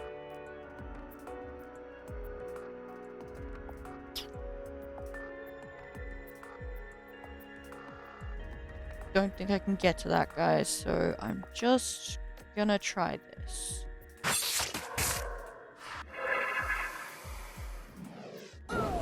Rude.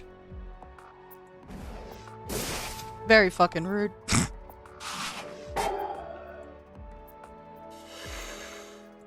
A figure materializes out of shadow. The form is wispy and insubstantial, a projection of a man distorted by distance. His silhouette ripples like a flag in the wind. Through the haze, you can see his face.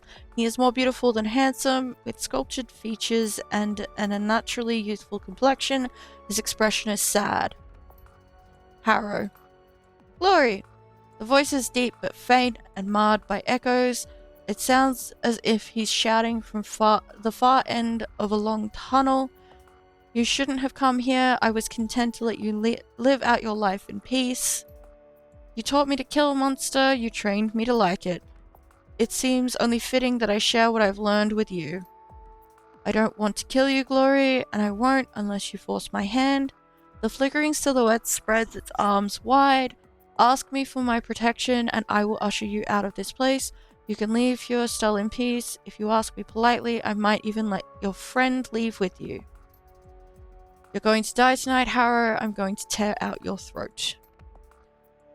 The air all around him begins to pulse with scintillating bursts of color. His rippling, transparent form glows with heat from within. Alrighty. Now is the time for drugs. Cool. Next is haste. Lastly, I'm pretty sure that means she's in range.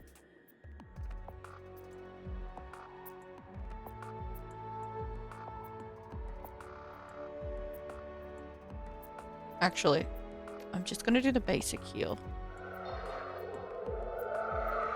Cool. Harrow needs to be taken out, and then we'll come back to this guy.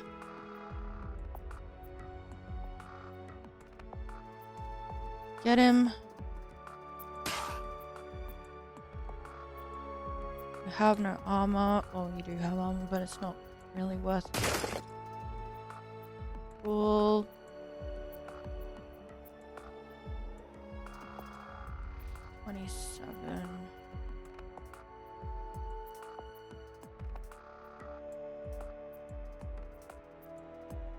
No, just keep hitting him.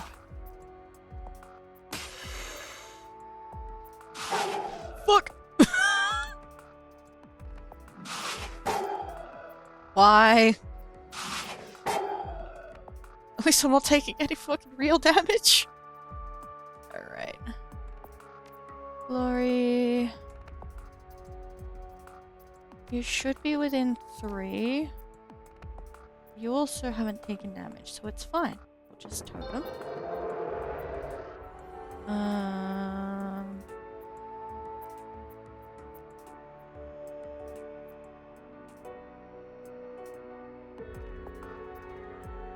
should probably just hit this guy. Yeah. Glory! Please fuck him up.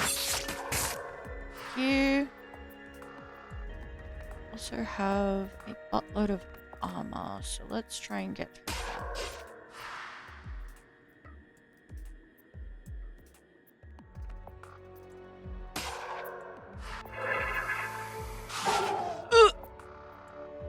I'm not fixing that without... Oh, rude. Fuck. I need to move. And he's back. Hi. It's healing kit time. Glory. Please go fuck up this shadow man.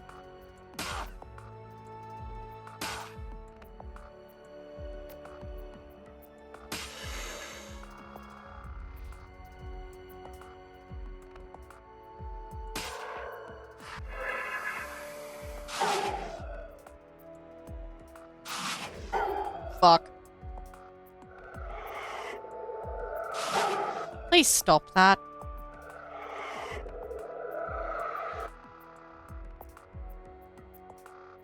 Alrighty. Just me that's taking damage, and it's literally 1 point. Chuck this on Glory again. Make sure she can actually hit the fucker.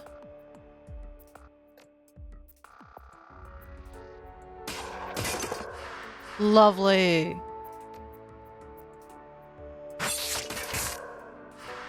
Okay.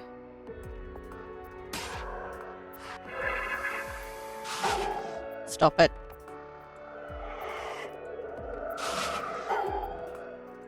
Okay, we should be able to kill him. Harrow's gonna show up again in a second. Yep, there he is. He's got 14 health.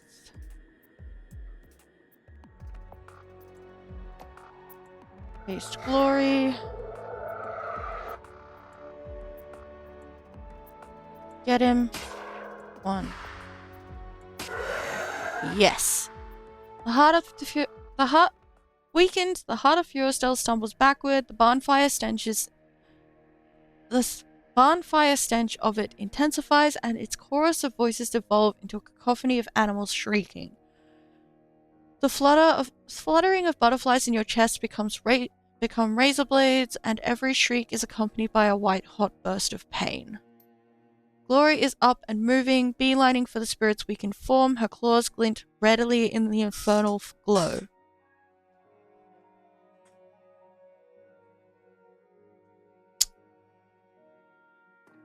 Get him! The power released by the spirit's death explodes outward, slamming into you like a freight train and sending you reeling. Glory is buffeted backwards like a ragdoll. But she manages to retain her footing. She turns to face you, the Eiger from the spirit's chest wicking off her razor-tipped fingers, and as you watch, her right hand bursts into flame. Harrow stumbles backward, clutching his head. The rippling motion of his outline has become ragged and violent. Through the haze, you can see rivulets of gore tracing their way down from his ears and nose. The whites of his eyes have gone pink with blood. He shrieks at Glory. His voice comes out in a strangled croak. "You stupid bitch, what have you done?" Slowly, she turns to face the flickering projection. Flames continue to lick up from the chrome of her hand, and the metal glows like molten glass. When she speaks, her voice is strangely calm. "What needed to be done? See you in the real world, Harrow." The projection of Harrow convulses and bursts, and the scraps are consumed by shadows. The shadows dissipate, and Harrow is gone. I hope that bastard burns. A wave of nausea washes over you, and your perception distorts. It feels like some great unseen power is turning you inside out. You catch sight of Glory standing impassively, smiling into the void. Then everything goes black. Bleh.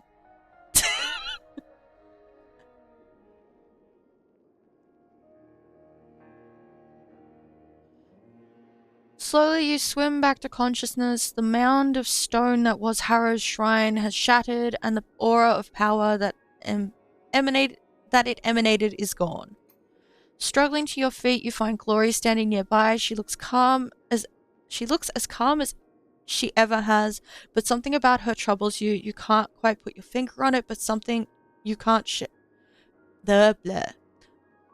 can't quite put your finger on it, but you can't shake the feeling that something is wrong.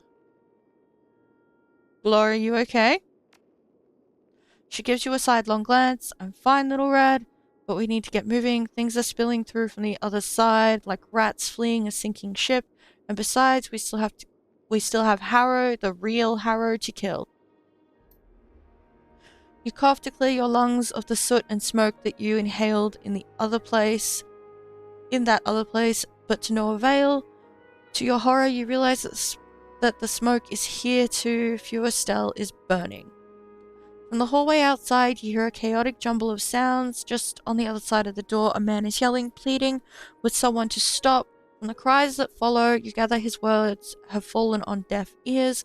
You also hear a fainter, high-pitched noise, the scream of the initiates.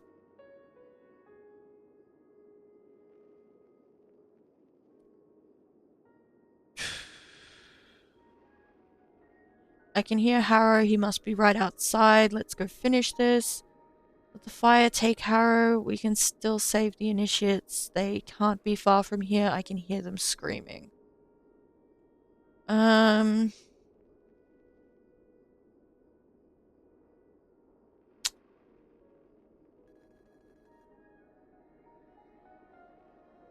Surely there's a way to do both. Or does it just, like, straight up end after you kill Harrow?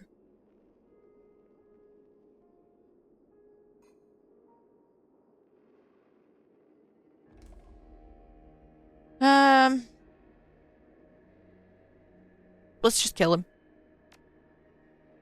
A curious expression flits across her face. Yes, let's. I've been waiting for this for a long time.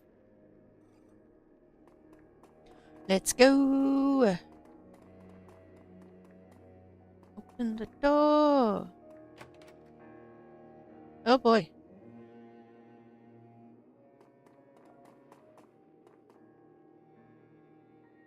What's up, buddy? Oh! The spirits are attacking him too.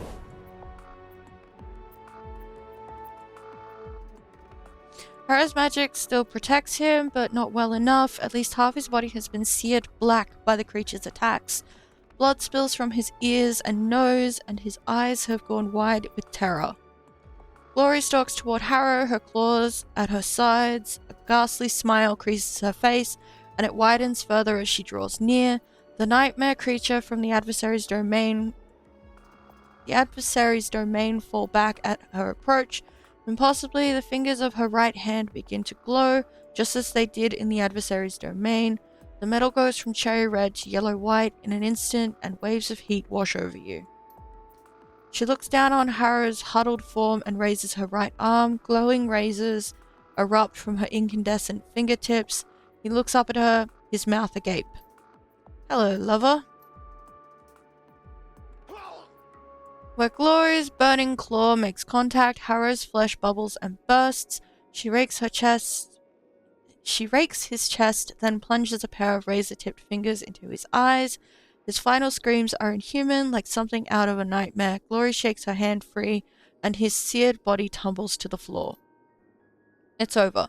She smiles at you, lit from beneath by the red glow of that claw. Her mouth looks like it's full of blood. It's finished.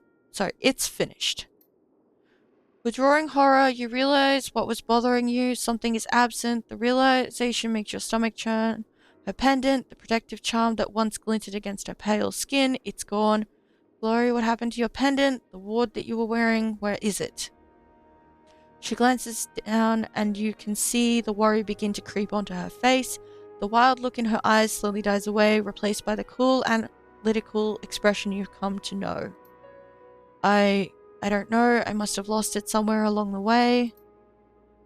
The angry glow of her burning claw fades to nothing as the metal cools. As you watch, the red light that bathed her body slowly dies away.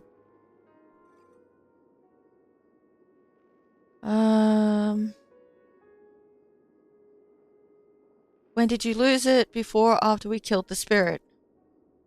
After, I think. I don't know, but don't worry, I feel fine. Besides which, we have more pressing concerns at the moment. We need to get out of here. It's only a matter of time before this entire compound shakes itself apart.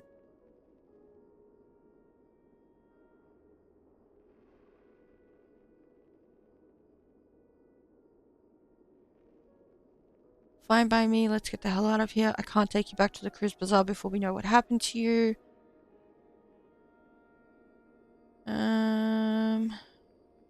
You still seem like yourself, so I'll trust what you're telling me. Who knows? Maybe this could even help us down the road. No, I'm not comfortable bringing a possibly demon-possessed Glory back to the Cruise Bazaar. I'm sorry. Can't take you back, buddy. Buddy, it's no. Then you better get comfortable with the idea of dying in here because this building is coming down.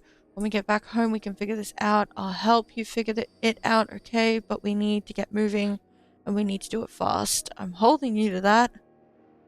As if on cue, an ominous creaking sound reverberates throughout the halls of the Fuhrstel, followed by the groan of buckling support struts from above.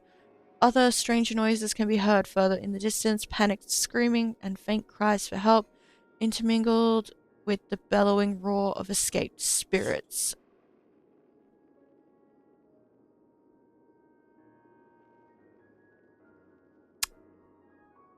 Say nothing. This place is going down and we need to if we don't hurry, we're going with it. Let's get out of here. Or those screams, the cultists are still alive. We can't leave until we've saved them.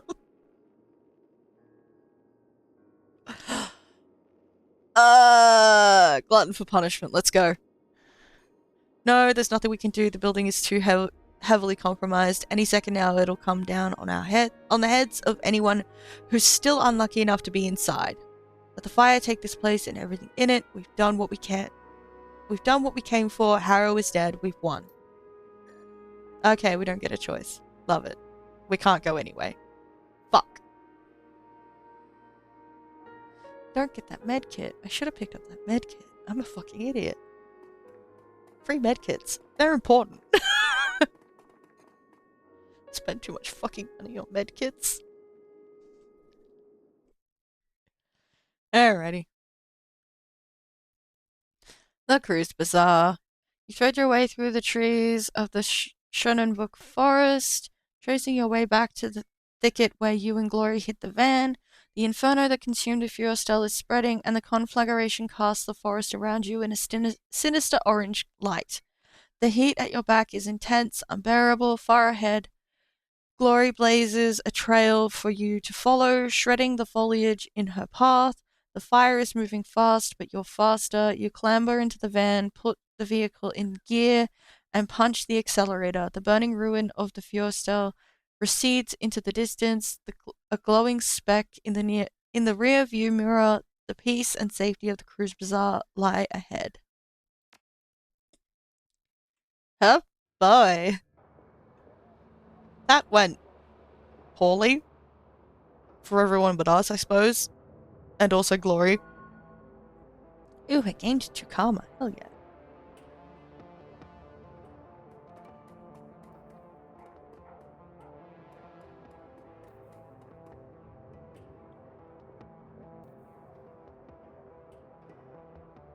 Okay.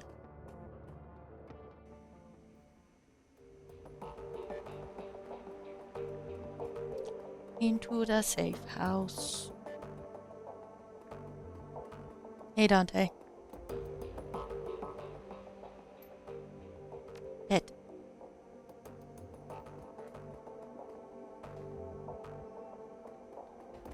Alright, check the computer.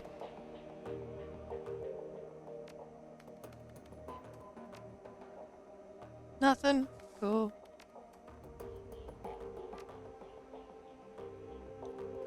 Glory! Time to have a chat. Glory stands, an introspective look on her face. At the sound of your approach, she turns to face you. She nods at you. Thank you for your help at Furestel. I couldn't have done it without you. Speaking of which, I've been meaning to talk with you about that.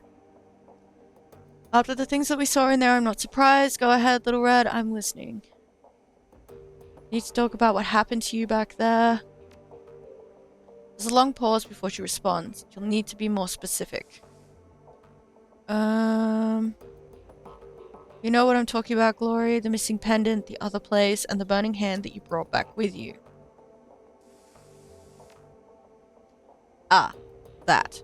Well, clearly something happened when I plunged my claw into the heart of Furestel, but as to what that something was, she shrugs. Your guess is as good as mine.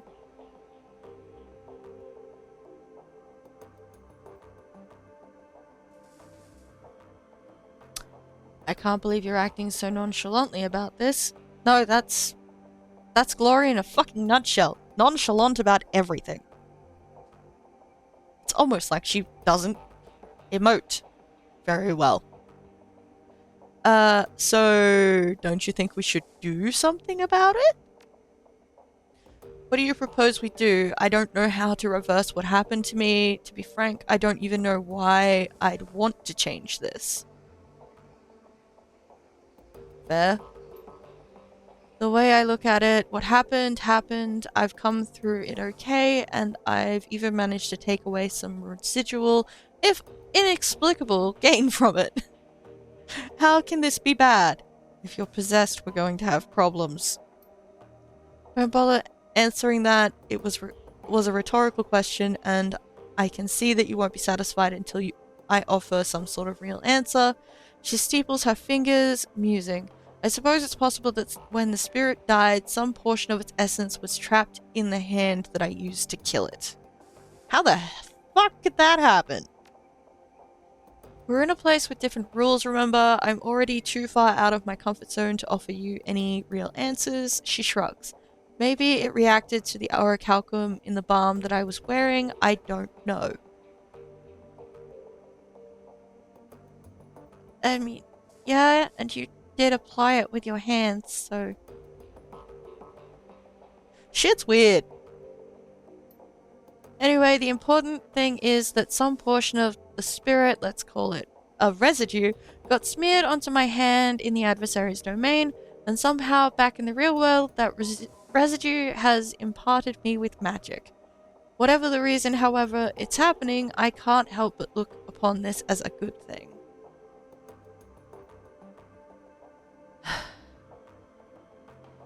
I guess I can't argue with you there. If it makes you more combat capable, I can't order you not to use it. It's helpful, sure, but helpful and good aren't always the same thing. Yeah.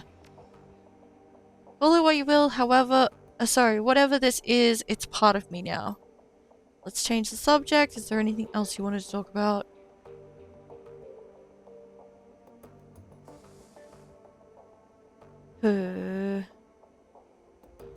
We killed Harrow, but we didn't manage to save any of the cultists, not a single one of them. We didn't even try. I wish we could have saved everybody, but we made a decision to kill Harrow no matter the cost. I won't second guess that decision now. Yeah, fair enough. She nods and her expression softens. For what it's worth, we did save a lot of people back there. Harrow is dead and Furistel is gone. Nobody will ever be corrupted by that place again. For that, we should feel proud. We didn't see Marta again after she ran off. Do you think she's okay? Her expression clouds. I don't know. I don't even know if I want her to be. She was the first person I ever really loved, but that doesn't really make up for all the pain that she caused. Harrow did a hell of a job on her. If she is alive, she probably still thinks that she was saving the kids that she lured to Furstel. I feel sick just thinking about it. She looks away. Let's talk about something else, Little Red. I'd rather not dwell on this if I don't have to. That answers all of my questions. Thanks for taking the time to talk. Anytime, Little Red, and thanks again. I mean that. Moving on. Complete Glory storyline. Woo! Alrighty. So, the only companion mission that I have left, I think, is... Eiger. This is gonna be a ride.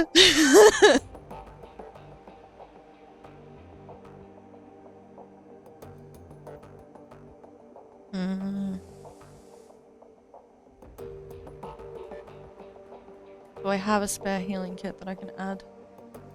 Oh, I need drugs as well. Basic med kit. Would like one of those.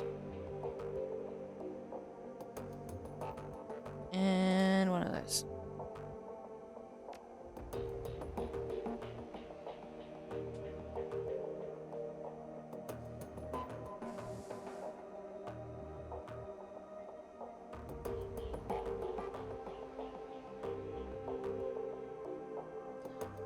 Alright. Let's go double check upstairs.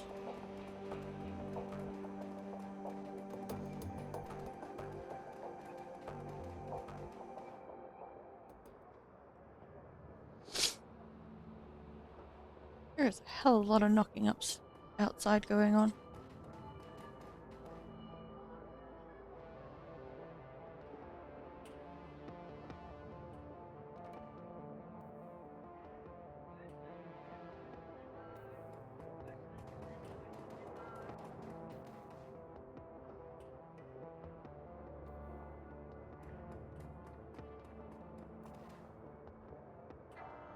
What's that thing?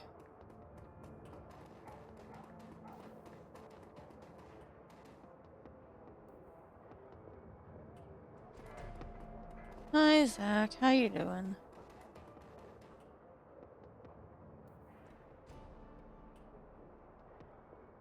Wait a minute. Pretty sure I gave some flash to the doctor.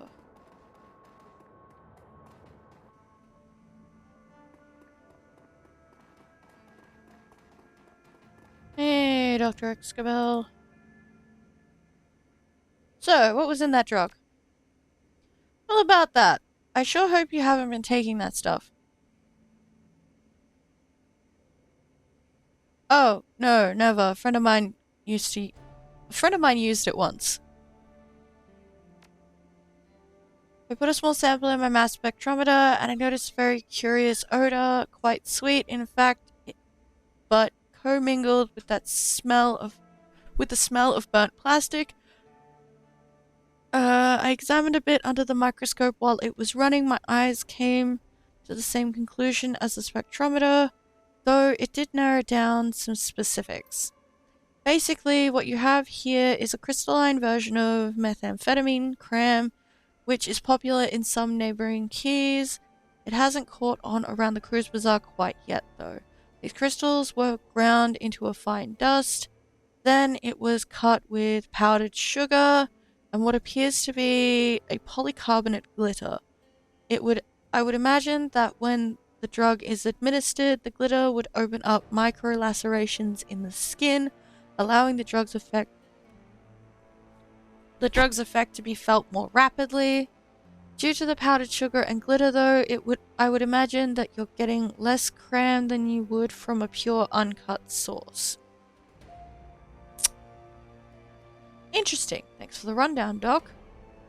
No problem. Let me know if you have any other health concerns.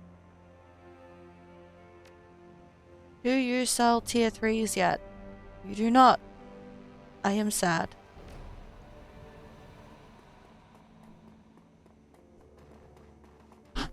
Upside. I didn't have to use my revive. Hey, Dante. You see anything while we're up here? Pet. Woof. Look, I'm gonna pet the dog. It's just gonna happen. Alrighty. Let's see. Nothing new with you. I'm still not giving you the stuff. You can't make me.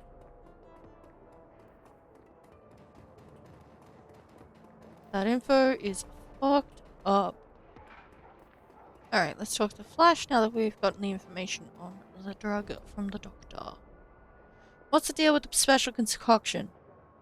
Flash grin broadens even further, his mouth is disturbingly large, and there's something menacing about the sight of those two white teeth. This is the real deal, chummer, proprietary blend designed and delivered by yours truly, pharmaceutical grade kamikaze cut with genuine spirit residue from the tier, and then mixed with my secret blend of herbs and spices. He produces a small packet filled with the iridescent purple granules from the pocket of his dirty jeans. You want to get high, buy some Nova Coke, and throw yourself a party. But if you want to soar, you get yourself some flash. So, you want to conduct a little business. Show me what you got, buddy.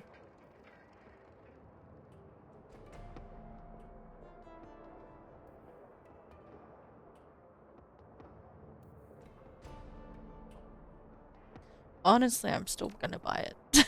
No. No, I'm not. I don't have money. That is bad. Alright. So.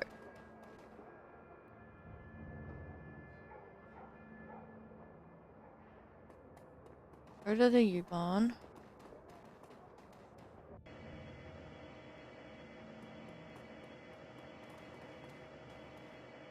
Board train.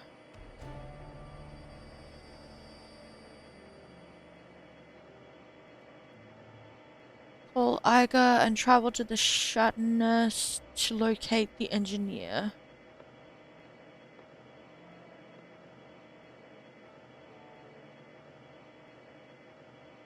Yep. Must have the cyberware deactivated to attempt this mission. Feck. Let's change my loadout.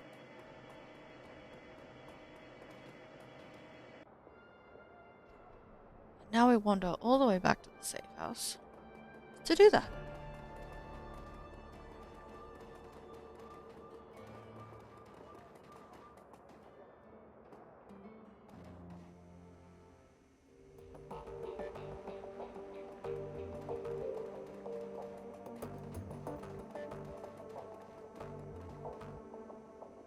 Whip. Alright.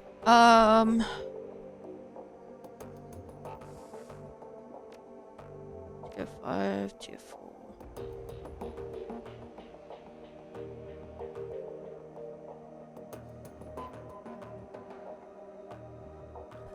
Do I take one less health kit? Or one less summon? Let's go with one less summon. I need this one.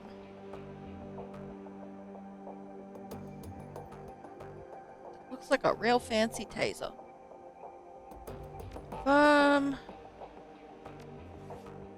Let us save real quick. Okay.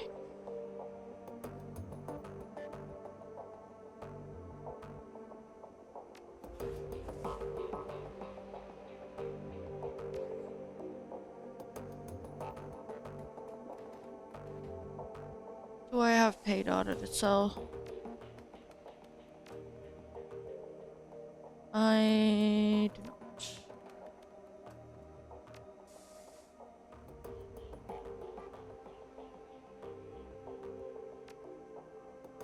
Alrighty. I might take a short break to go to the bathroom, grab a drink, all that fun stuff.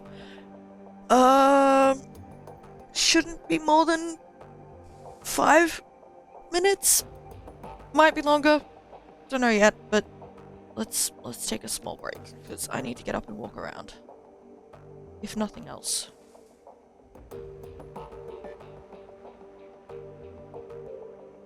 Alrighty, back in a bit, guys.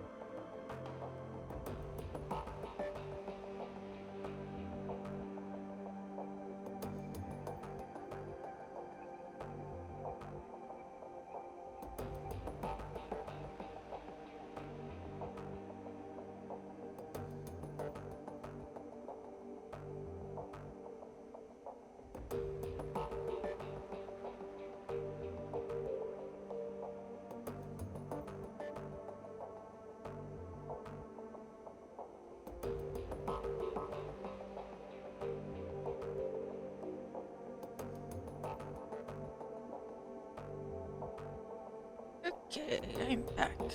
1 second, I'll switch this over. Alright, let's go do Eiger's mission. I forgot to switch something over. Whoops.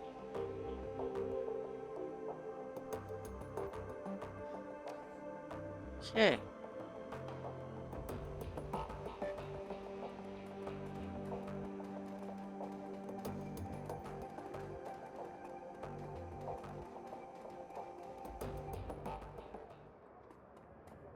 Let's go see where this takes us, I guess.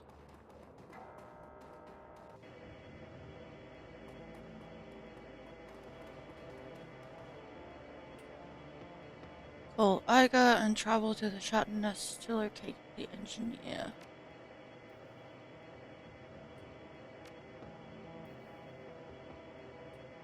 Okay. Got a shotgun and that will. Why is your throwing weapons 5?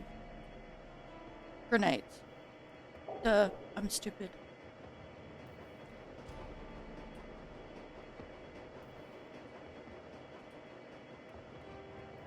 Okay, let's go.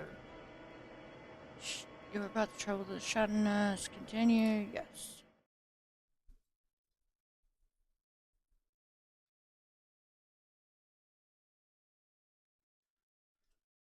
Shadowrun, the keys next door to the Cruise Bazaar. An object lesson in anarchy gone wrong. Violent gangs rule the streets here. Trading territory to the roar of gunfire.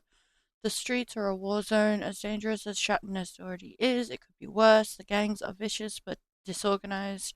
They pose little risk to their neighbors, with little more than a makeshift barricade and a few volunteers. The Cruise Bazaar has successfully insulated itself from the chaos of its neighboring keys.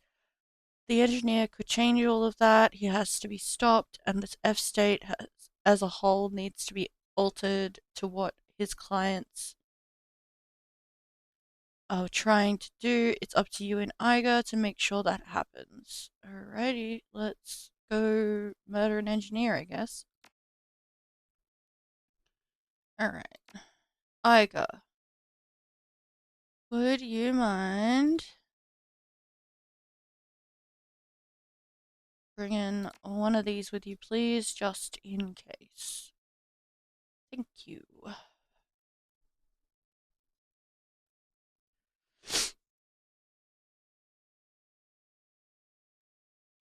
Give you a grenade launcher. That's funny.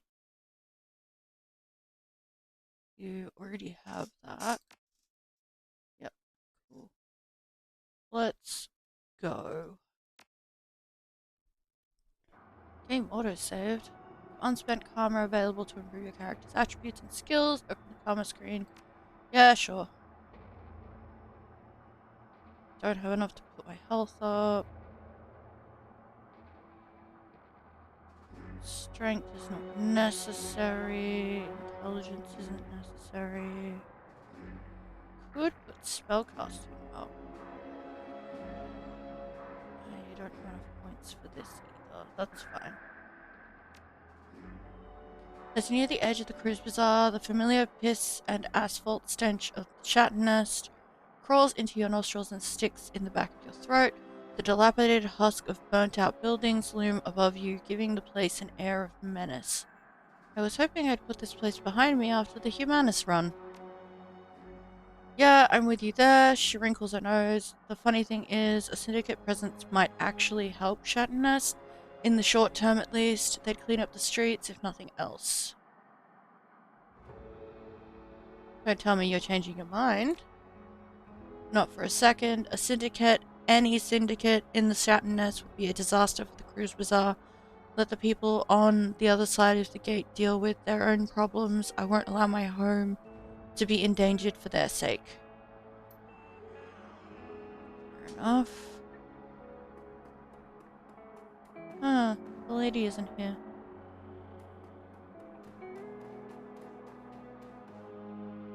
Keys, gatekeeper. Hi buddy, how you doing? You again? Well, you ignored my warning last time and you ain't dead, so I guess you can handle yourself. Besides, let him through, Sergey.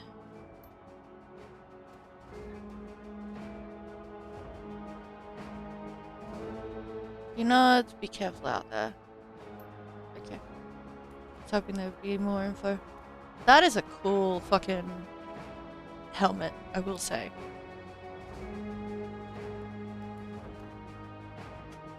Alrighty. So we went this way before. It's blocked off now. Lovely.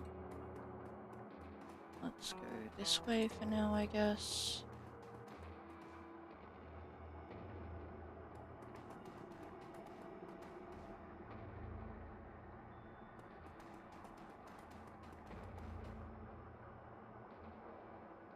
Okay. Just waiting for something to go horribly, horribly wrong. Oh look, I bet there's a summon that you can get out of that oven. Rambot gang up ahead. Maybe there's a way around. Oh, something back here.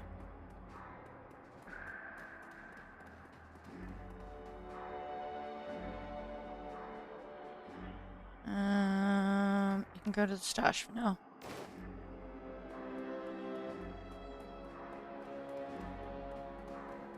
Let's go up this way.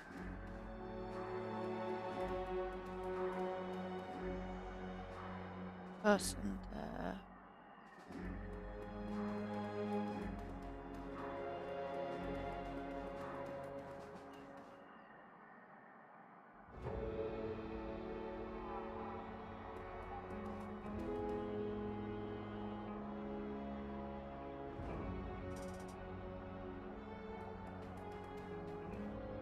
Okay.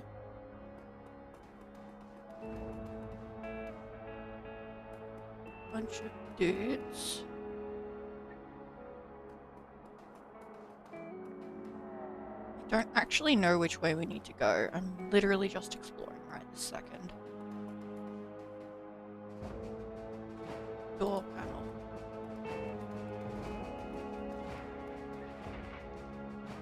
Oh, look.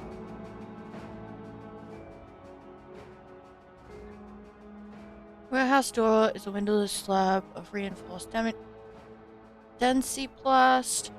The keypad entry system sits to one side.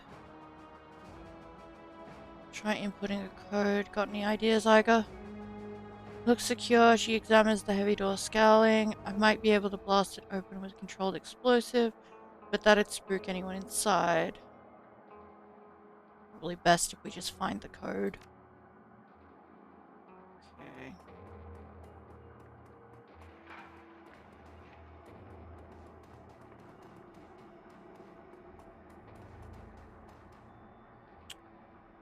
You have dialogue.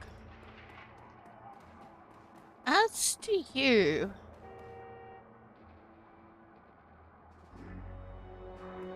Let's try the lady first. I got pots and pans. You need pots and pans. No, but some info would be nice. You see any new friends of the Rambok show up lately? Yeah, sure I have. What's it to ya? The woman eyes you up and down, clearly waiting for you to make an offer.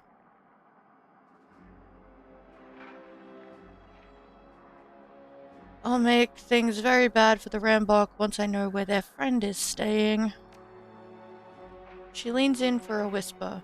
They're just down the street in the warehouse with the grass in front. New guy showed up a few days ago. Seems like a big wig. They've been moving product through there ever since. What kind of product? That'd cost you extra, sweetie. Is it important? Hand over 25 Newen.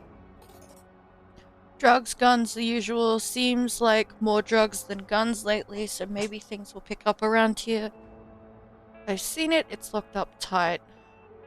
Sure, I can help you out there for a price. I can deal with that. I don't have time for this. How much? I'll be doing you a favor once I get that code, you know. Not this time. Pay up on her deal. 500 Newen. Fuck.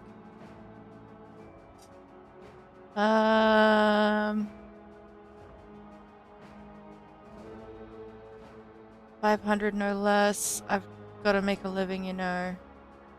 Figure it out on my own. Let's see what this guy has to say. Isn't much the same. What? What do you want? New in town, what's hot around here? Nothing, not a goddamn thing. All there is to do in Shatness is get your ass beat by gangs until you decide to join one.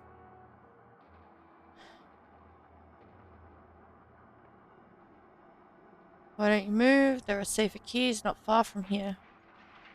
That takes money, rent ain't free, unless you're suggesting I start living on the streets. At least here I have a roof over my head. Fair enough. Just looking for some information. Bet you are. I've seen your type before. You're probably looking for someone or looking for something that's been stolen. Either way, the Rambok won't be happy about you sticking your nose into Shatnest. Alright, I'm leaving. Alright, that answers that question. Looks like I'm paying this woman.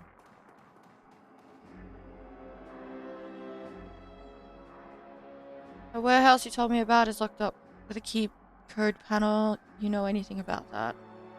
Sure, I can help you out for a price. I can deal with that. 500 no less. Sure, fine. Code is 292 something. I don't know the last number. That'll get you most of the way though. Enjoy. You don't even know the whole thing. I'm not going near that place. Good luck. Okay.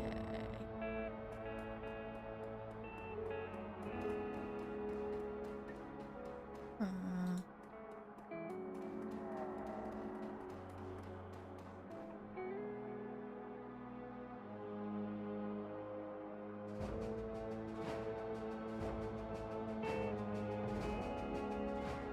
Is it worth trying to start a fight? See if I can't find the code somewhere else as well. Or we can just brute force it. I feel like brute forcing it might be the best option.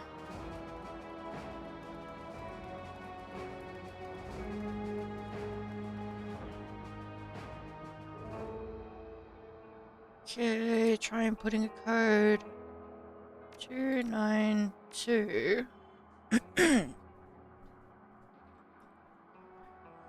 Then we have 10 different options. Start with 0, I guess. Nope.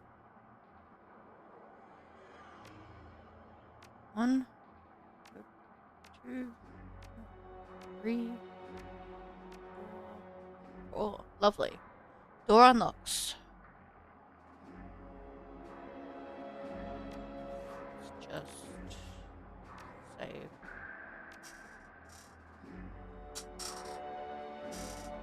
Game saved. In we go.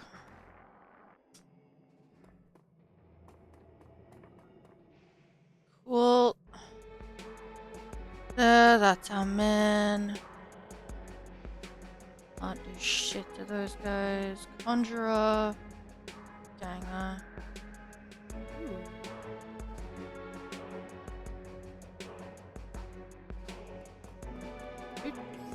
Do.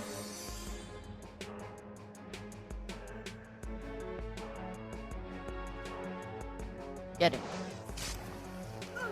Cool. Eiger.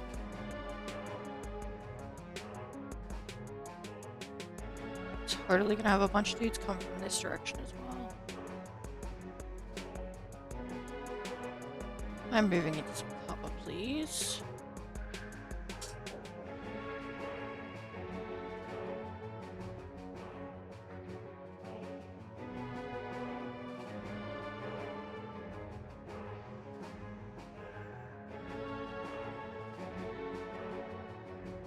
This is up to 3 armor.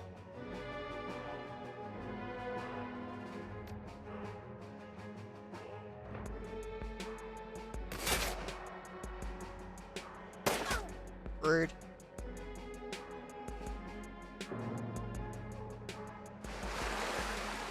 Water, interesting.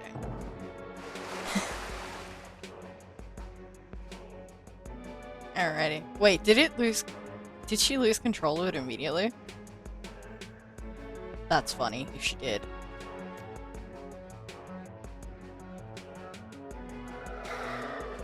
Okay, Eiger.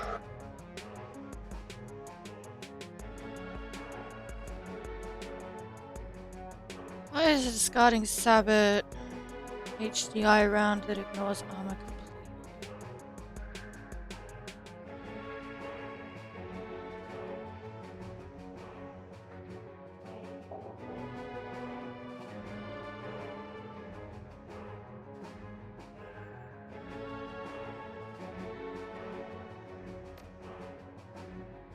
Get him. Yeah, fair. Oh, the summon didn't go away. Cool. Rude. Yep, cool. Here we go. Fucking hell.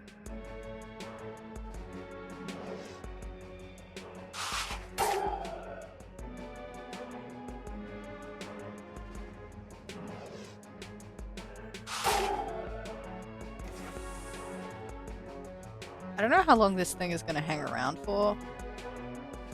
Alright, so it's going to heal me 3 and her 9. Yeah, let's do that.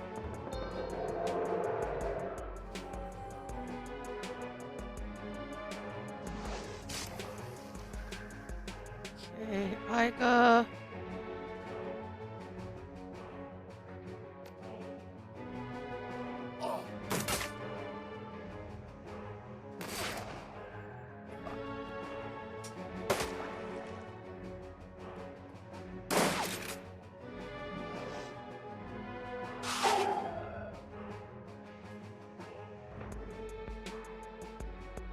spirit's gonna be a problem.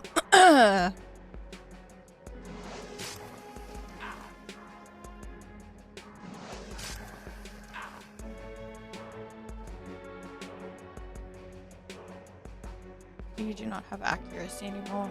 Okay, cool.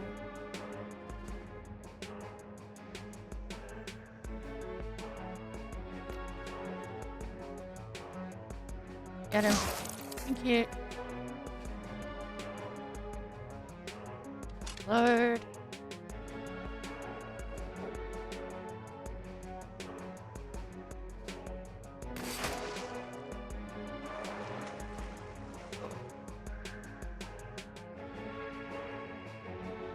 All right.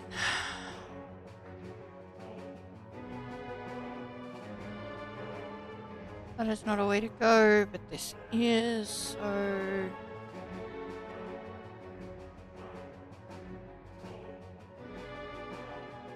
Sad about the ley line, but well. Eiger. There, please.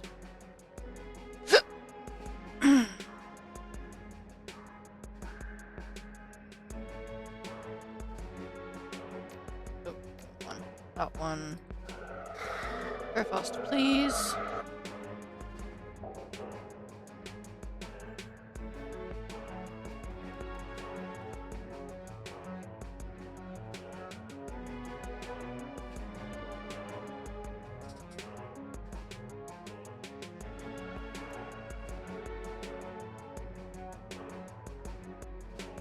Ooh, ley line in the next room. Love that.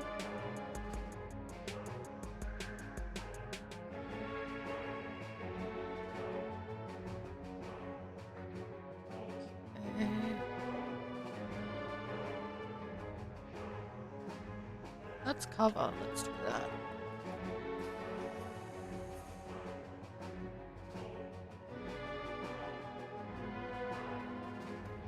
And the door. Cool. Step back out of line of sight, please. Oh, hi. Alrighty.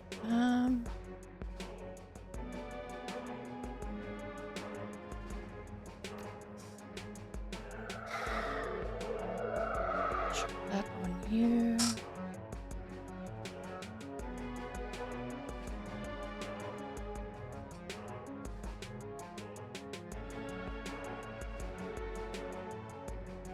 This is the best plan I've got, so let's do it. Eiger!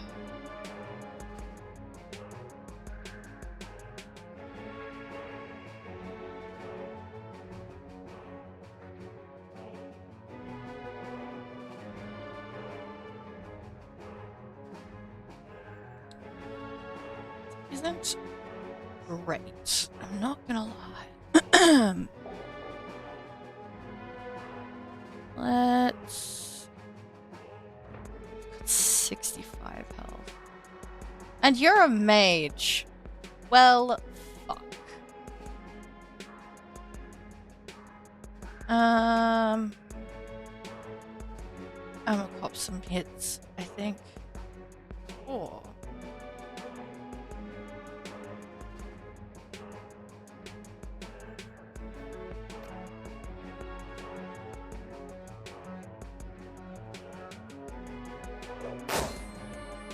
Lovely. You can't do shit this turn.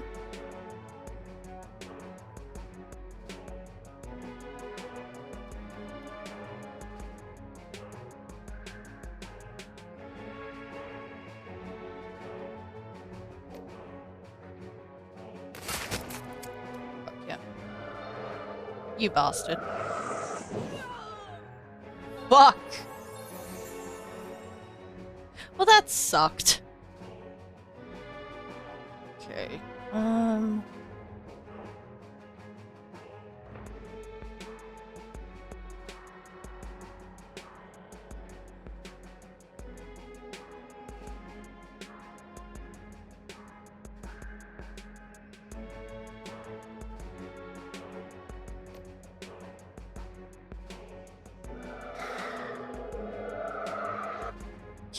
Eiger.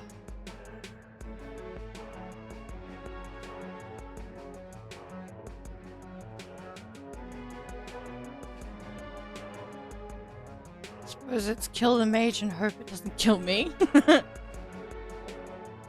This has already gone downhill fast. Go.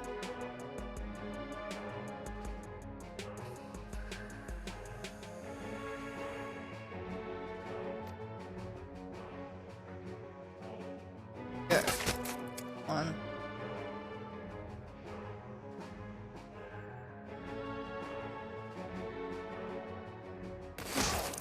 There we go. Thank fuck. She missed. Okay, we can.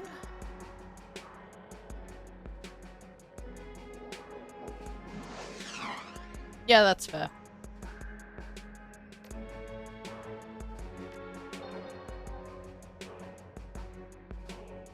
Eiger.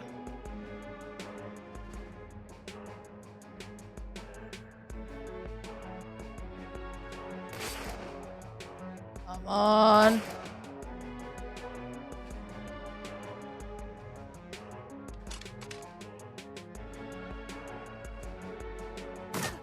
Rude.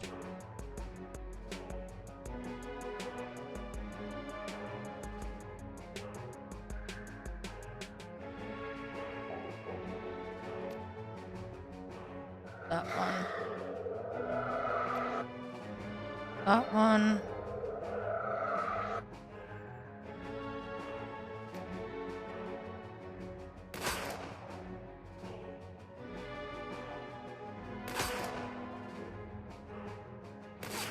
Fuck.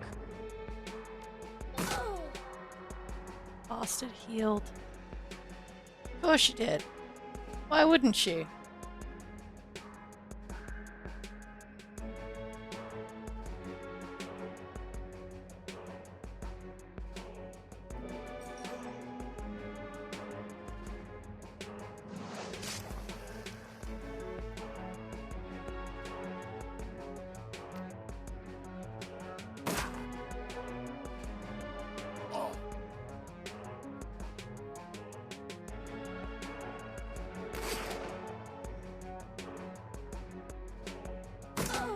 Bird.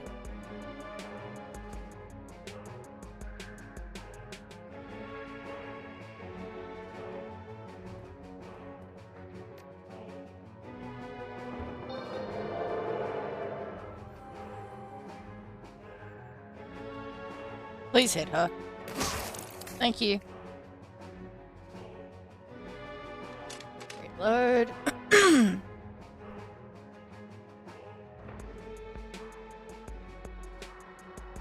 Alrighty.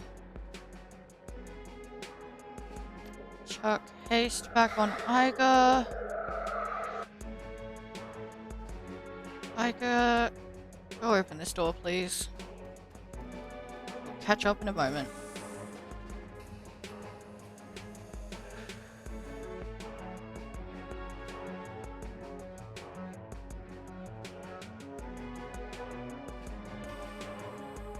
You got 55 health. Eiger has 2 shots. The likelihood of her actually killing him fairly high.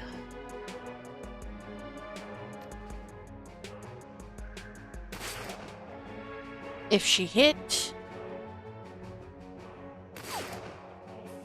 you've got to be fucking kidding me. Fucking rude.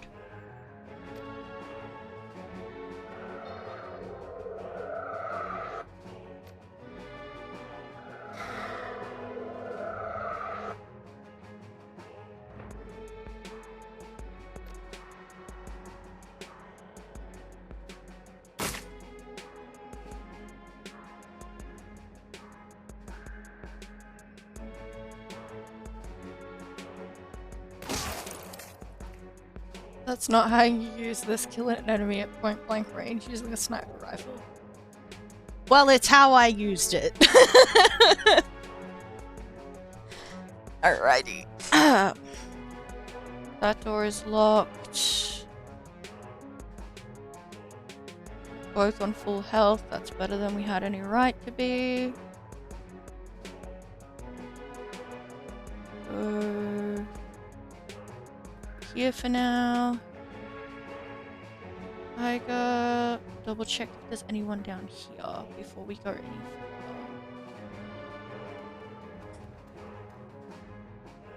Nothing of interest. Cool.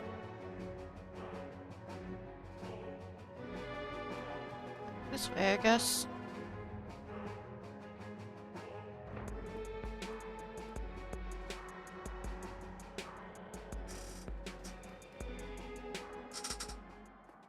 Oh, hello there.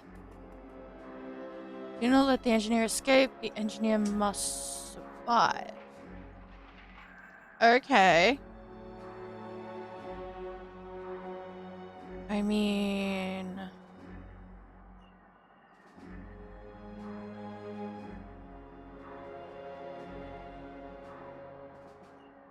I... use this?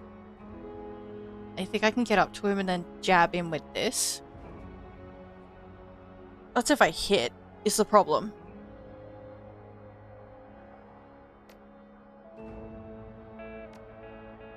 Plus to movement, plus to AP.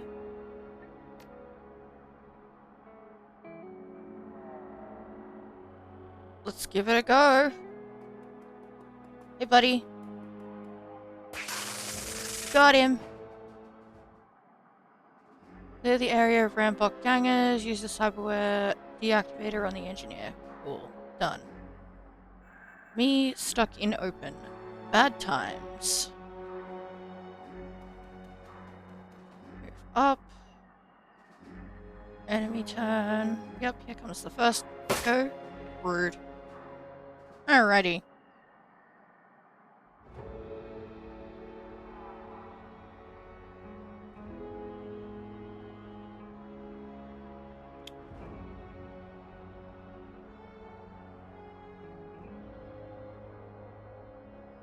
Is this where we wait for them to come to us, or do I need to move in?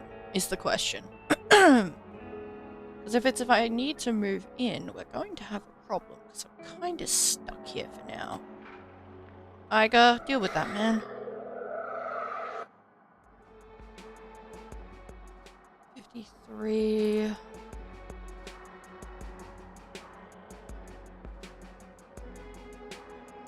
Come on, you got this. Oh my fucking god, woman.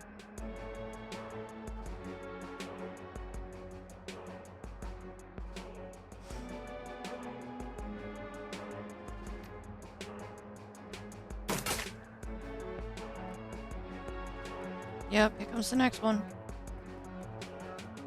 And now we get shot to shit. No? Okay. Interesting. I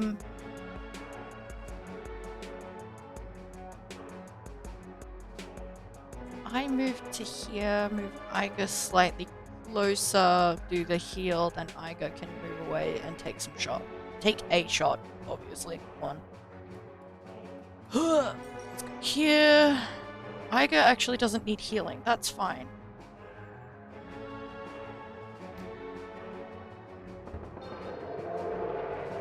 Cool. Eiger.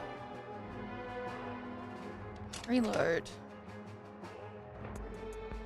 Out of line of sight.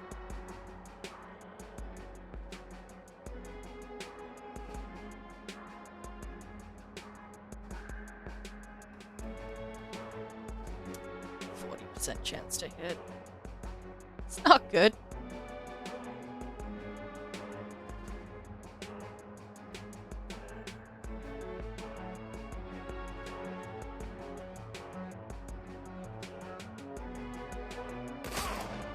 Cool. Rude.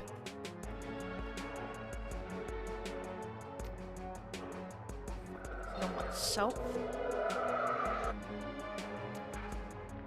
Gain some accuracy, please.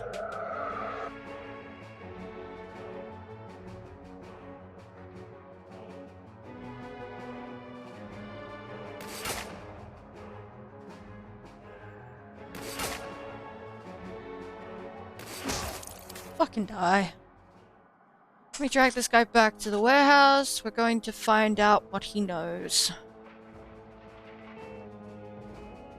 It's just the two guys, that's nice. The engineer lies splayed out on the ground, his body trembling violently. Eiger shoves a bottle up his nose and squeezes. The engineer shudders violently, then the trembling begins to subside. She glances at you. An aerosol BZD to help treat the seizures. Bannock was kind enough to include it in his goodie bag. Won't last long, but it should give Yuli here enough muscular control to answer a few questions. The engineer's voice comes out in a trembling stutter. Fuck you, troll. Eiger raises an eyebrow. See, he's talking already. The engineer's eyes burn with hate. Beads of sweat dot his brow as he struggles to control the tremors that rack his body. He takes a deep breath, holds it, and releases it slowly. The trembling begins to subside.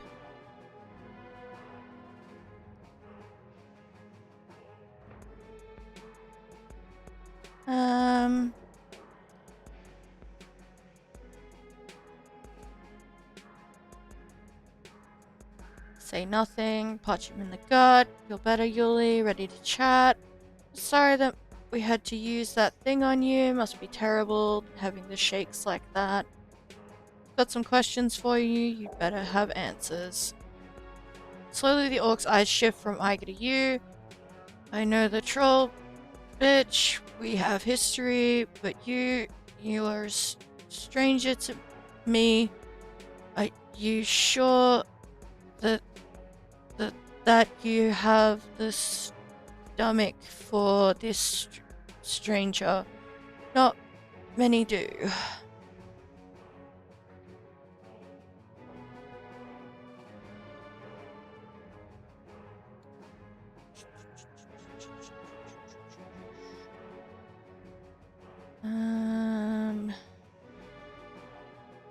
I'll manage, but if you give us what we want, this will go a whole lot easier on you. I've got nothing for you, Shadowrunner. His voice sounds stronger now. The stutter that marred his speech has almost completely faded away. The sooner you learn that, the better off we'll all be. Oh, Yuli. She slaps him across the face, splitting his lip down the middle. The impact sounds like a gunshot. You're in no position to make demands. Eiger leans in toward the engineer. He recoils, grinding the back of his head against the grease-stained Duraplast tiles. You're helpless, a fucking cripple.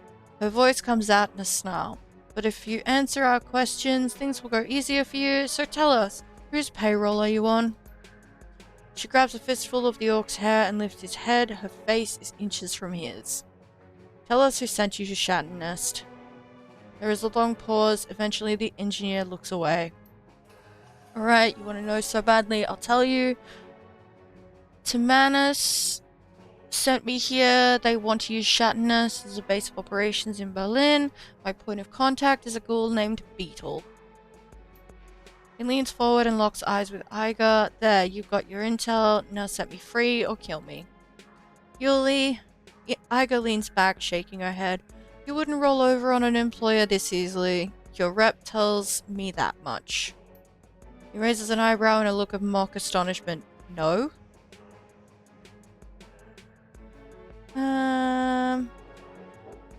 No. Eiger's right. You're jerking us around.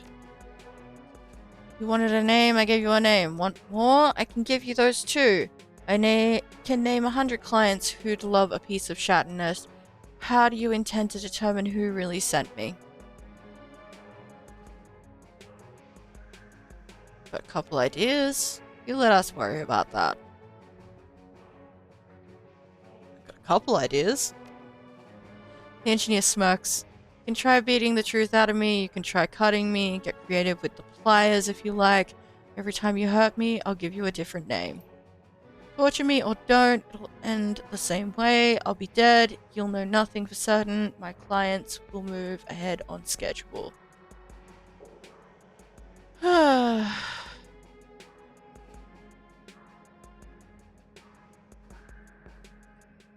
cooperate, and maybe it doesn't have to end that way. Maybe you'll get out of here alive.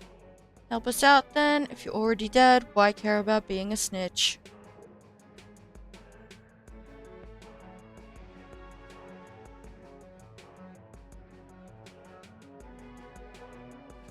Hmm.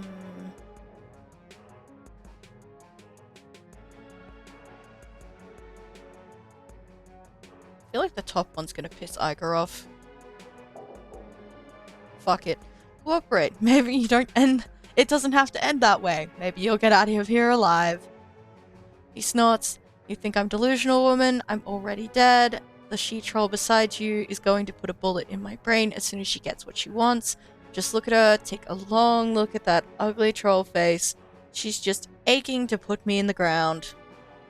Eiger's hands bunched into fists. She's still smiling, but you can feel the heat of hatred behind her eyes.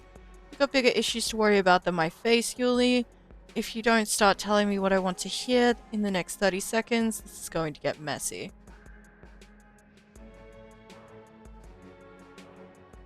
Say nothing. Hold up, Eiger. I know that look, Yuli. I'd start talking if I were... I'm just gonna say nothing. You know, Eiger, he takes his time pronouncing the name, savors it.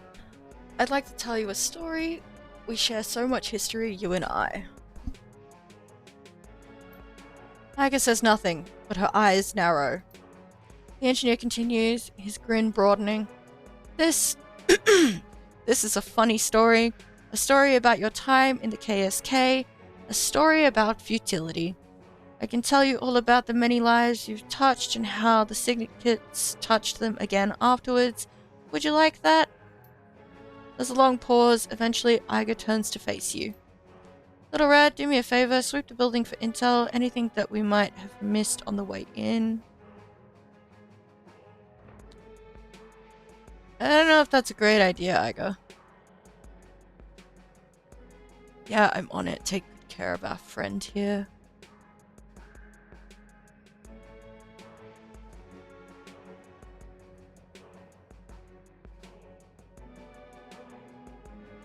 There's something seriously wrong with the orc's face model. I don't know what's going on there, but it looks weird. I don't know if that's a great idea, Eiger.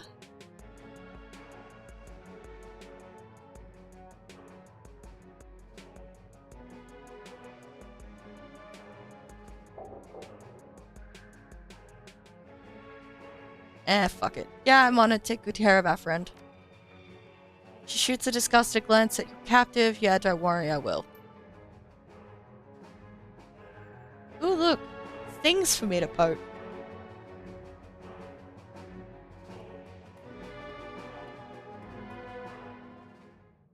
Barrels. Chemical storage barrels. A light jostle shows they're completely empty. Courier drone.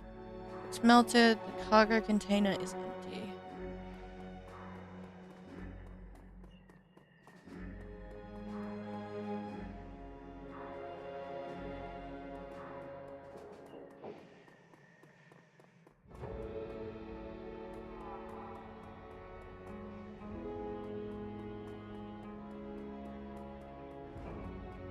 Interesting over here. Ooh, forklift.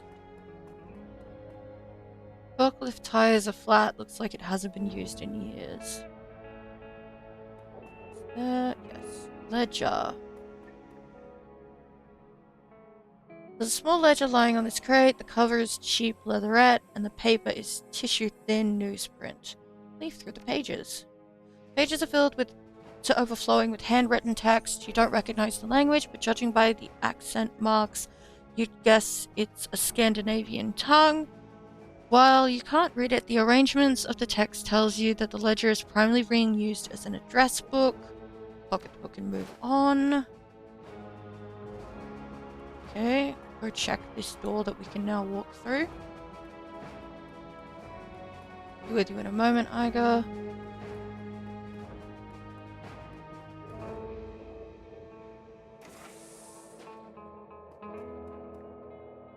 Oh look, a dead body. Broken body of a human man lies on the floor. His face is a mess of fresh cuts and congealing blood, and his head is oddly deformed. Despite his wounds, his mouth is twisted into a macabre smile. Inspect the body. Judging by the shape of the ganger's head, you'd guess his skull has been fractured in at least 3 places. The center of his forehead is particularly gruesome. It looks soft, as though the skin were stretched like a tent between shards of broken bone. Looking up, you can see a great smear of gore on the door of the room that you found him in. The implications are clear. This man bashed in his own head in trying to get out, and he did it with a smile on his face. Are we dealing with, like, Joker gas? Because this is not okay.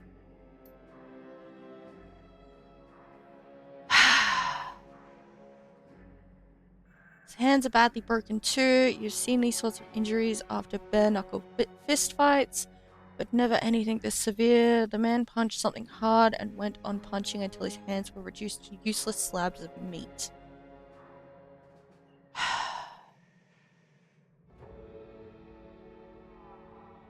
Step away.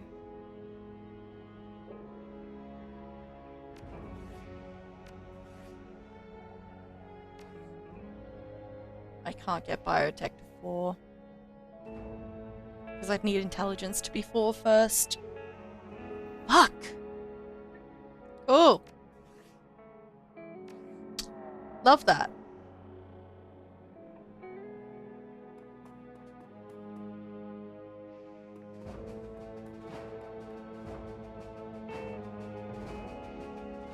To approach, you can see that the engineer's chest is sheeting with blood. Most of it seems to be streaming from his nose, which has been crushed into a wad of bloody meat. Eiger turns to face you. Her bunched fists are dripping red. Find anything? She speaks to you through clenched teeth. Her voice sounds strained, and her cheeks are flushed. I thought you said that we weren't going to resort to torture. Having fun? The hell is this, Eiger?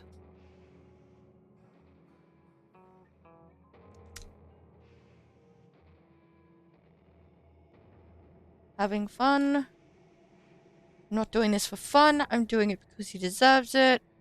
If you knew half of what this bastard has done, if you'd heard the things that he just told me, you'd do the same.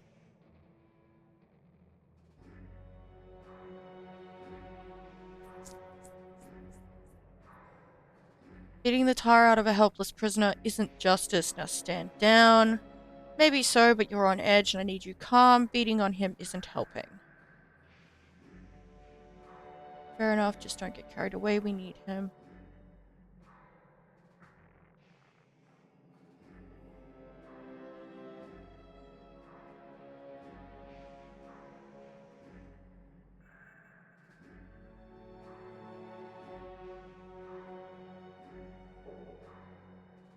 Beating the tar out of a helpless prisoner isn't justice. Now stand down.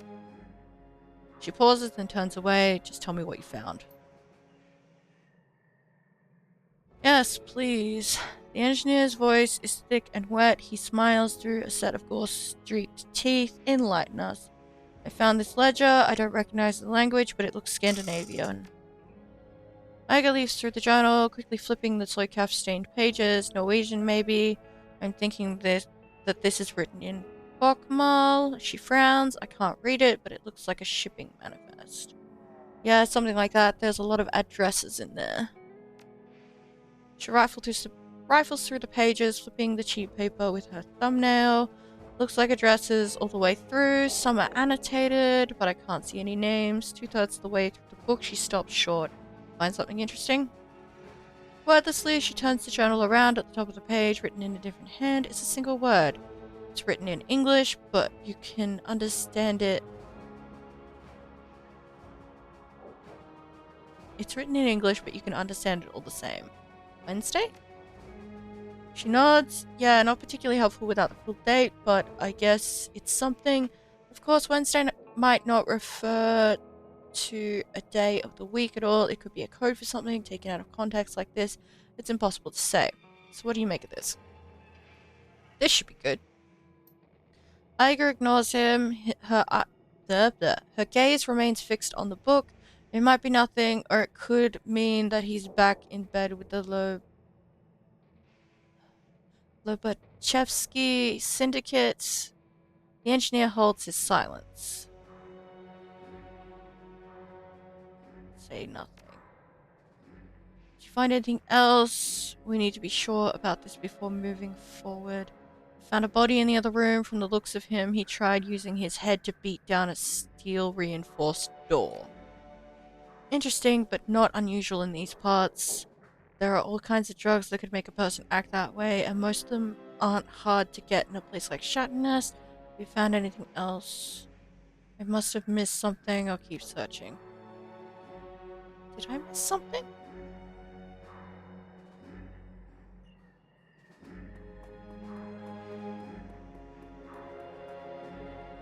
Nothing there.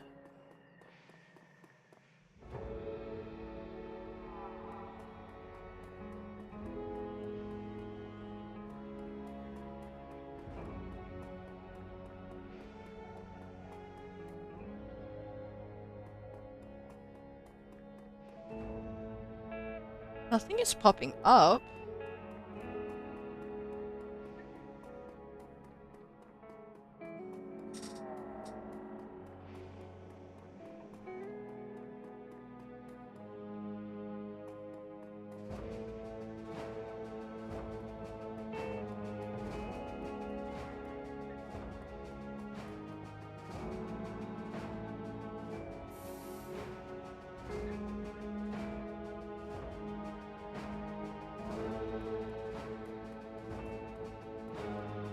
I don't know if there's anything I did miss.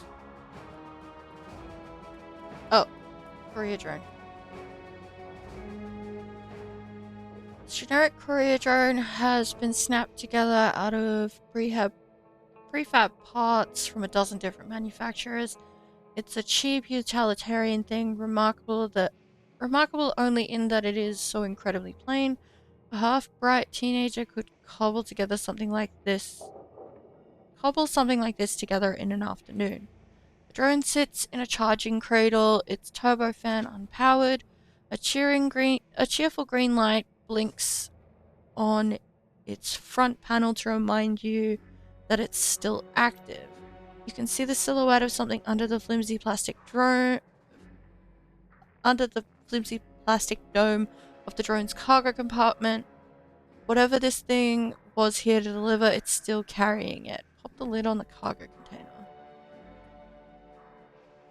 You depress the catch on the container's plastic lid. Rather than swinging open, the lid slides back to reveal a touchpad. Looks as though this thing is password locked. Examine the drone more closely. Taking a closer look, you notice something strange. There's a set of electric contact plates lining the lip of the drone's cargo compartment. It's a fair bet that this thing is outfitted with an anti-tampering system of some kind.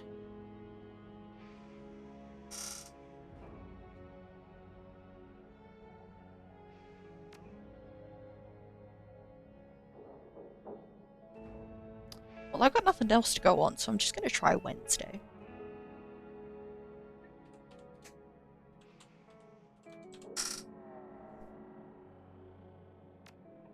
Fuck yeah.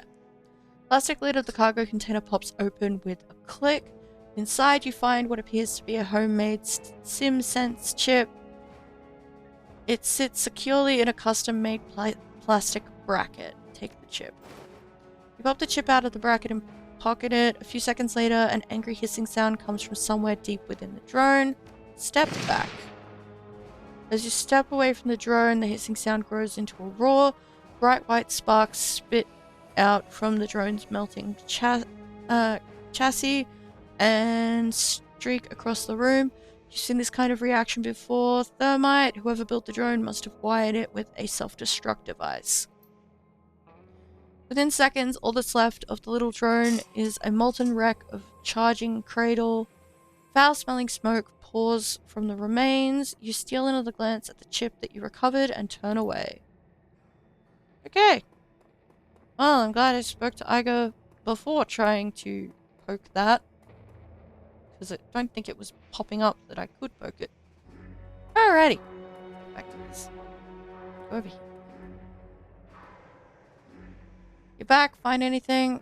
SimSense chip. There are a pair of courier drones in the other room, no markings, they looked custom built. One of them had been slagged, but the other had this chip in its storage compartment.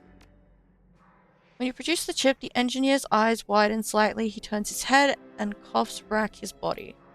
Interesting, this means something to you, Yuli? Eiger takes the chip from you and holds it up to the light.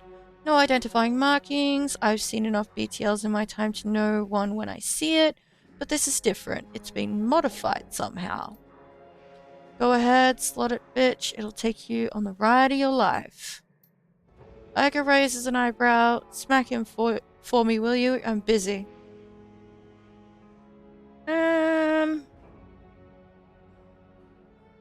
Eiger, refresh my memory. What's a BTL? You don't get how much, do you? A BTL is a kind of SimSense chip, stands for better than life. They're cheap, easy to find, and incredibly addictive. People have died of dehydration while riding BTL highs. It's pretty common on the streets. They just stay plugged in until their bodies give out. Not a pretty way to go, believe me. Speaking of which, look at Yuli's temples. See that sweat beating up? I'd say our friend here has developed himself a habit. You don't know what you're holding, slag? He spits the words out like venom. His eyes are locked on the chip in Eiger's hand. Slowly, he licks his lips. You don't deserve to touch that chip. I think you're right, Eiger. Our friend here is an addict. The engineer glances at you with a snarl. Fuck you. The thing is, I know our friend's rep, and I'm telling you, he's much too careful to get himself addicted to Sims. She glances at the engineer. His eyes are locked on the chip. If these things have him hooked so badly, they must be even more addictive than standard BTLs.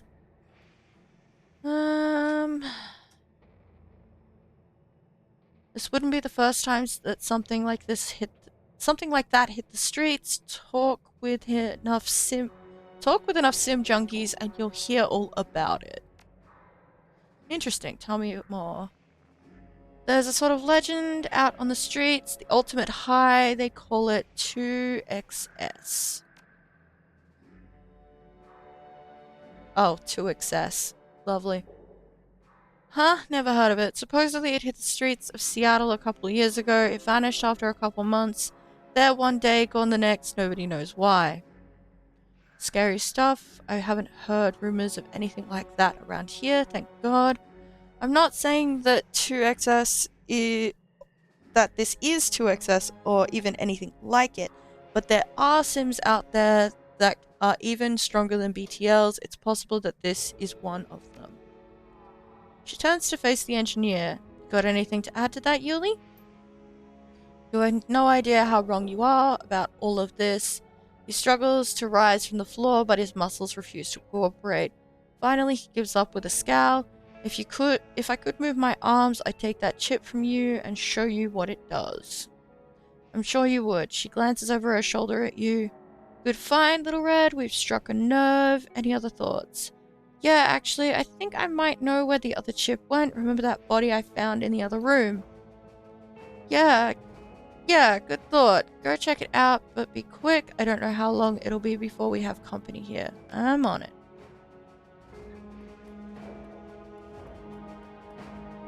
Hello, corpse. Give me your goodies. The ruined body lies crumpled on the floor. Its fractured skull glistens wetly in the light. Search for the missing chip. Peeling back a patch of matted hair, you find something that a casual viewer would have missed. The man had a chip jack. It's a cheap model sufficient for loading SimSense chips and BTLs, but little else. It doesn't take much effort for you to pry it open.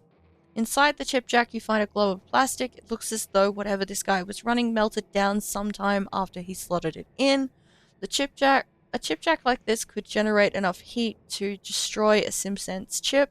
The only logical conclusion is that the chip itself was wired to melt down after use. Take the burned out chip and leave. Eiger, don't plug that into yourself or him, please.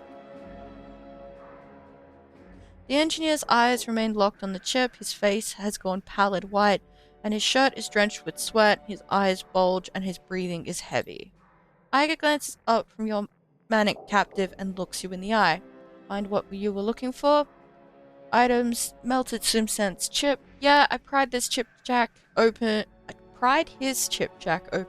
and found a blob of melted plastic inside. It was still warm to the touch.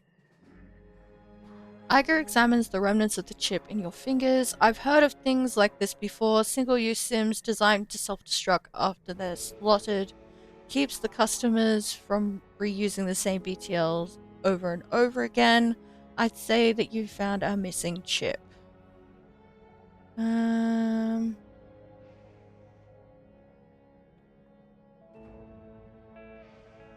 Yeah, I agree, but the ganger who slotted this wasn't blissed out like a normal sim junkie. It was almost the opposite. He looked wild, like a madman. I don't know who would willingly slot something like this. It drove him to kill himself, and from the looks of the body, he enjoyed every second of it. This isn't a BTL. BTLs don't make you cave your own skull in.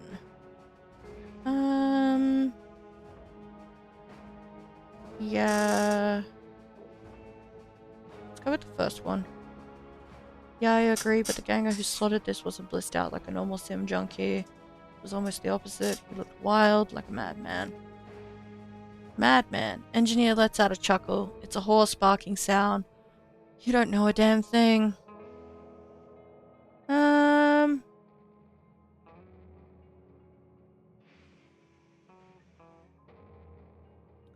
Why don't you educate us? I know that we have something you want, something you're willing to die for. I know that you'd love to get your hands on that chip Eiger's holding. If you could move your hands, that is.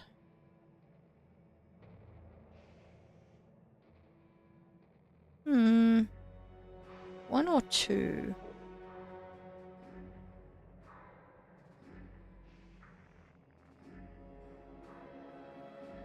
Why don't you educate us?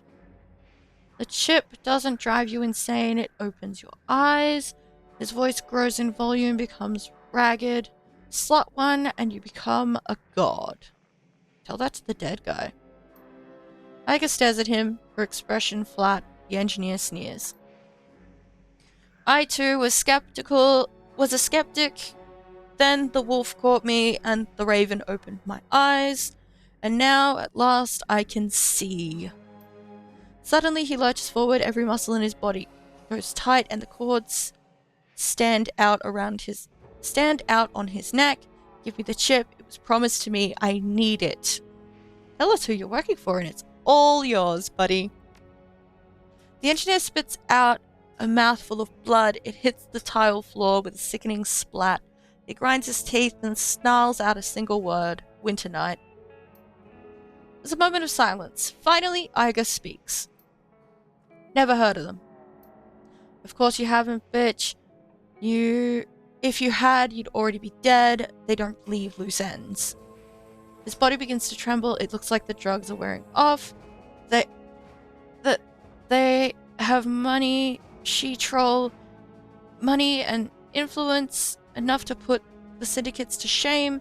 Even I cannot say how much, but I do know that what I've seen is just the tip of the spear.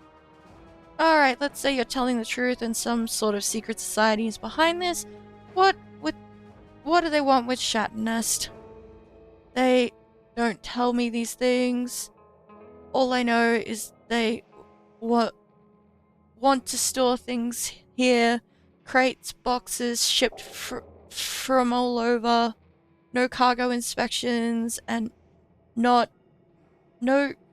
traces behind them.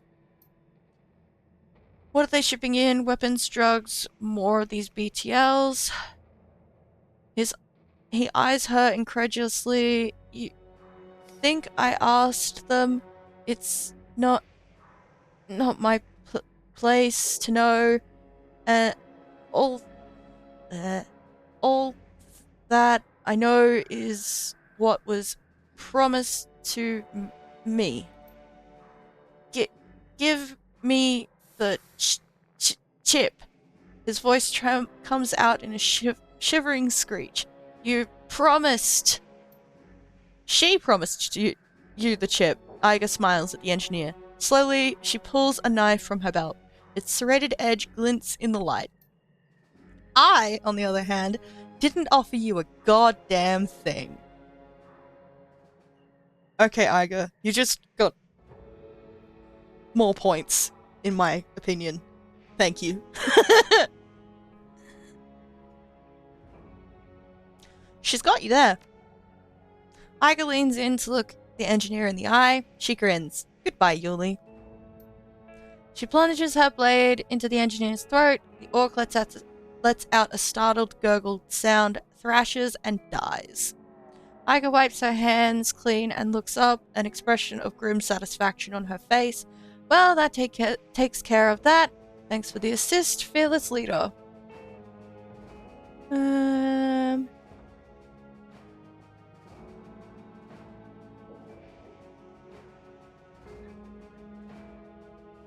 Anytime, ready to head back to the cruise bazaar. We need to let the F state know about this.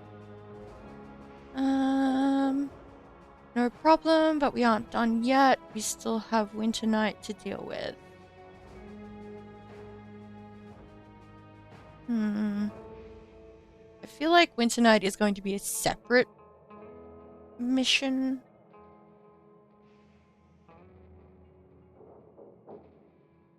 Yeah, let's go with, let's tell the F state, I guess. Hang on a second, we should search the body first. Who knows, maybe he has some additional evidence on him or in him. She taps her finger against his forehead. Could be that he has hardware storage. We won't know until we go digging.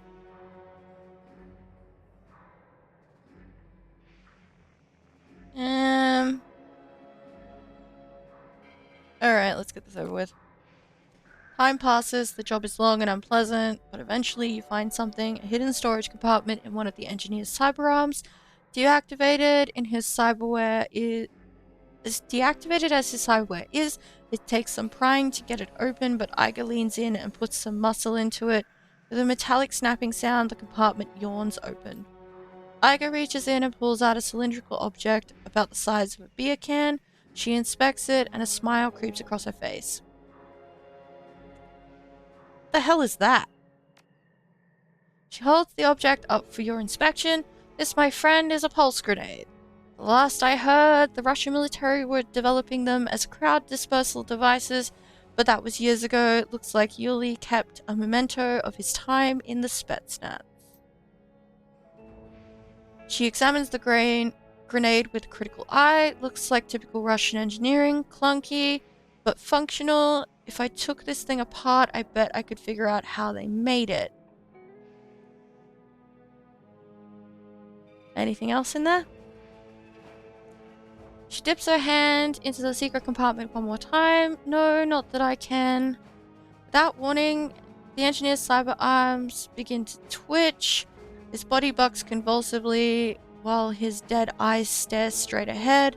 Eiger snatches her hand back and steps backward. What the heck? The engineer's body surges forward, a violent convulsive motion. His eyes bulge out of his skull, and his chest evaporates in a spray of lights. Delightful. As you watch, the chemical fire that rages from the engineer's body blackens his flesh and spits sparks across the room. It's the same reaction that you saw when the drone went up, a thermite reaction. His employers, Winter Night, they must have implanted that thing in him. Yeah, must have. I'm willing to bet that if we hadn't used the cyberware deactivator on him, he'd have gone up before he had the chance to spill any names. If you were looking for further proof, I think that this was it. Yeah, it looks that way. Let's go. People need to know about this. Alright, I guess we leave.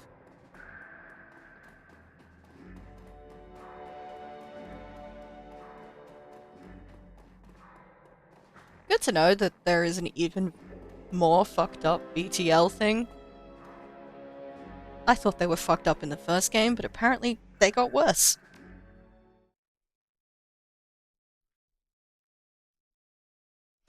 Cruise Bazaar, the U-Bahn whisks you back toward the Cruise Bazaar. Eiger standing by your side, the image of the engineer's body disintegrating in flame replays itself over and over in your mind. The bright flash, the shower of sparks, and the overpowering stench of sizzling meat. A blue-green afterimage hangs suspended in the center of your field of vision, and it refuses to be blinked away.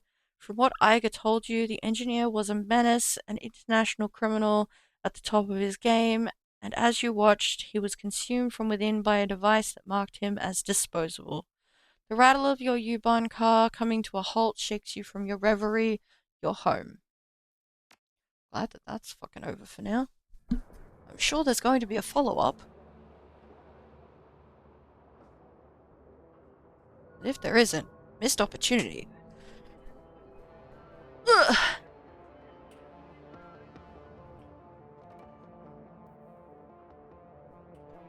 Okay. Can...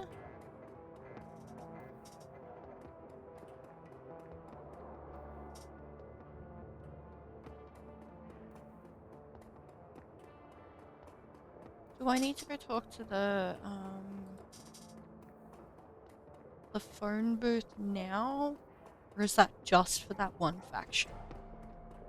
I'm not giving them information that I got from the prototype. Not happening. Cool. Walking away.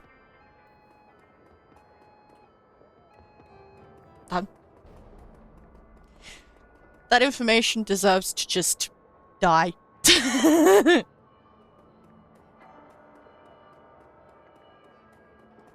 Okay, so that's done.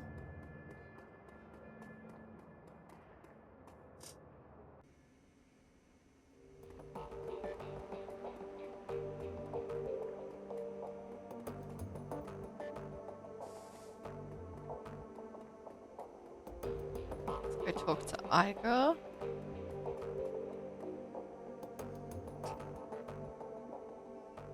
Eiger welcomes you with a nod. Little Red, what can I do for you? We should talk about what happened with the engineer. She nods. I agree. I'm ready to go over it if you are. So the engineer was working for a secret society. I wasn't expecting that. Neither was I. She frowns. Part of me is still having trouble believing it, but it's true. Yuli wasn't lying. I could see it in his eyes. Have you been able to do any digging on Winter Night?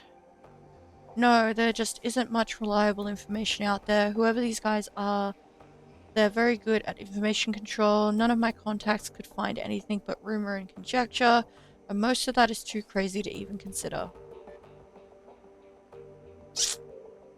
How crazy are we talking here? Maybe they're not that much of a threat. A small-time operation wouldn't get that much press. Just because it sounds nuts, that doesn't mean it isn't true. This world has more than enough crazy going around. How crazy are we talking here? Completely insane. Stories about magical nukes and the end of the world. Fenris shamans, Ragnarok, that kind of thing. Fenris is in the son of Loki?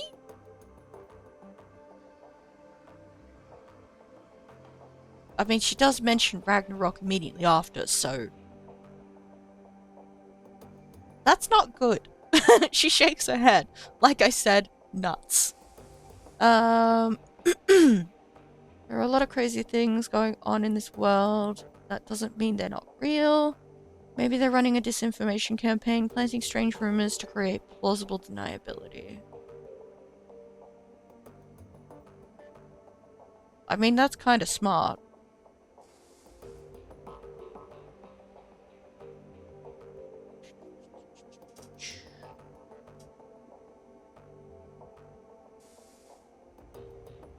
I don't know.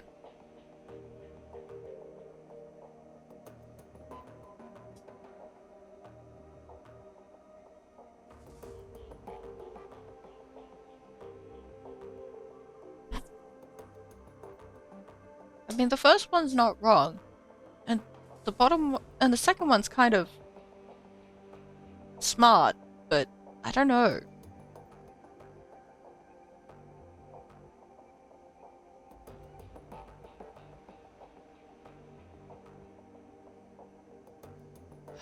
I'm gonna go with the first one. There are a lot of crazy things going on in this world. That doesn't mean they're not real. She nods slowly. Yes, there are, and no, it doesn't. But this just, this is just too far out for me to accept. It's far more likely that they've released these stories themselves to throw people off whatever they're really doing. Okay. Anyway, we stopped them cold in Shatton Nest, whatever their business is, whatever was going to be in those crates that the engineer was having shipped there. It isn't our problem anymore. Cruise Bazaar is safe on that front at least.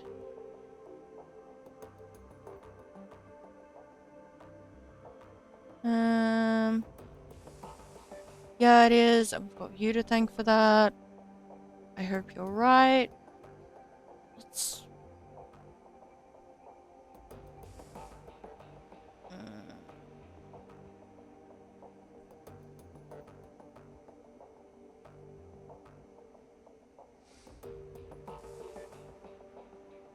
I feel like this is going to continue to be a problem. But I'm happy to agree with you for now. Yeah, it is. And we've got you to thank for that. And you don't downplay what you did back there. Anyway, we shouldn't let it go to our heads. We still have a dragon to worry about.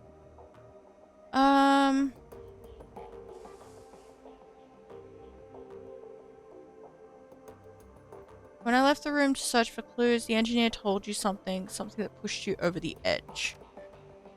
Your eyes narrow. That son of a bitch said a lot of things. What of it?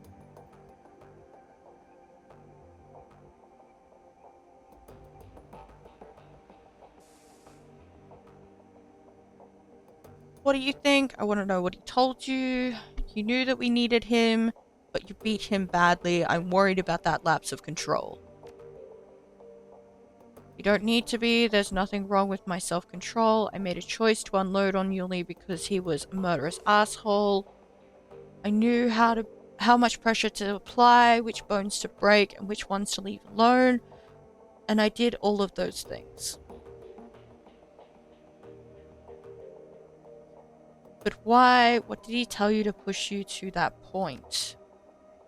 It takes her a long time to respond, but she does. Her voice carries a tone of resignation. You really want to know? Alright, fine, I'll tell you. He told me about a bunch of Polish towns that my unit swept for syndicate activity. He told me that how the mob poured back in right after we left, and what they did to the people who'd accepted our help. He told me about the beatings, the rapes, the killing rooms, the torture, and worse. He relished in describing it, the relentless, hideous barbarism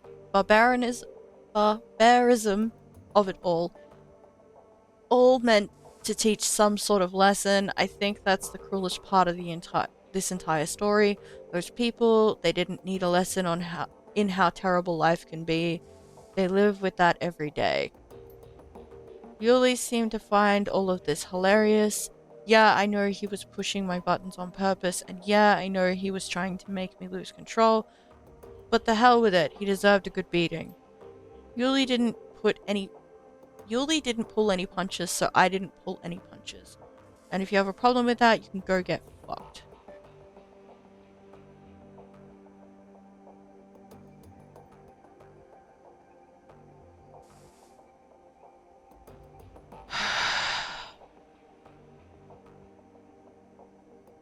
Cool down, Eiger. We're both on the same side.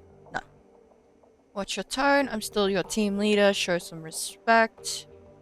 My problem isn't with Yuli getting punished, it's with the fact that you let him play with you.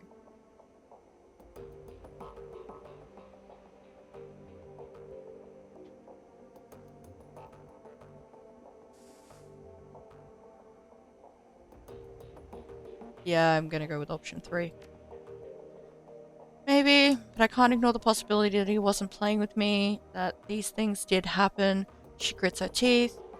that'd be a bitter pill to swallow, Little Red. Yeah, you're not wrong, but at the same time, if I leave things where they stand, there'll always be some hope that he was lying. But if I dig into this and find that he was telling the truth, if I find out that none of what he did meant anything, if he was telling the truth, that doesn't invalidate what your unit was doing over there. We need your full attention for what is coming. What's coming? I can't have you beating yourself up over the past. If you can't just leave it like this, a question mark. You can't just leave it like this, a question mark. I know you, Eiger. You're too strong to run from the truth.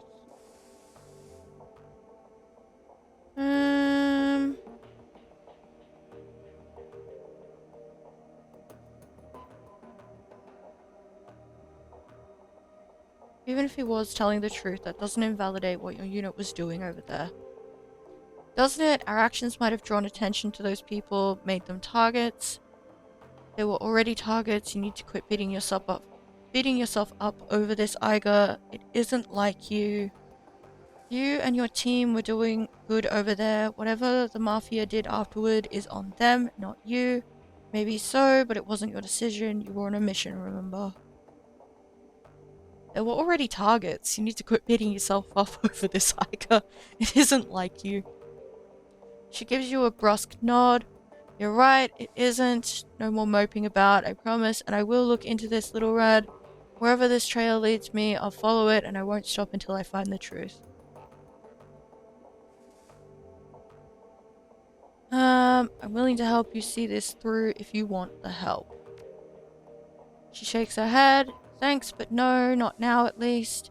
At some point, after we're done with what we're doing, I'll look into this. I'll get to the truth, whatever it might be, but I'm not going to do it today.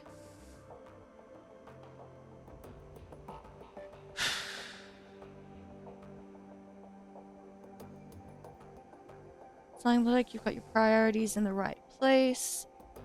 When you're ready to start looking, you can call on me for help. I've got your back, Eiger. She nods. I know it, and I'm glad. Now, let's change tack. Is there anything else from the run that you'd like to go over? She folds her arms across her chest. If you have any thoughts, I want to hear them. You said you thought you could reverse engineer that pulse grenade that you pulled from the engineer. Any luck with that?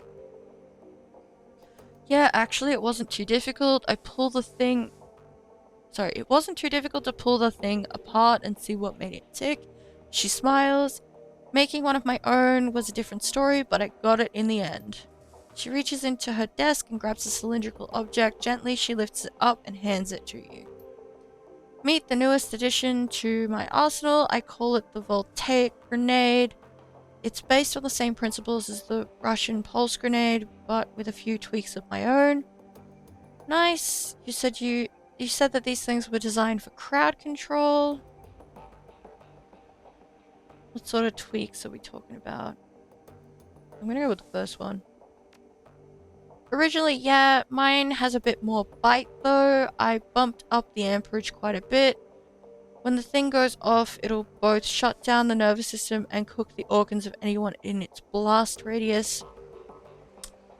Hand the grenade back. Sounds nasty. She nods and tucks the weapon back into her desk. It is. You wouldn't want to be on the wrong end of one of these. Fair enough. For now, I've only managed to make one voltaic grenade. They aren't the easiest things in the world to manufacture or the cheapest. She nods thoughtfully.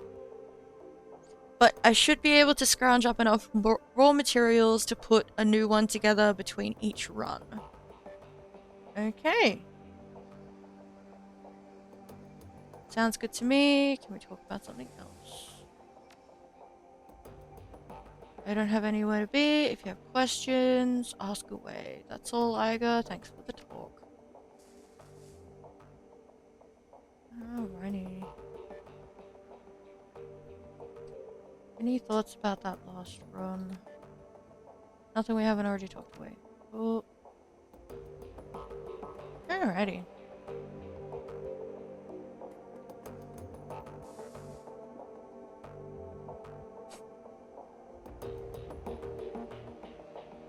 Cool. One of those. Not loving the fact that I have to scroll through all of this shit.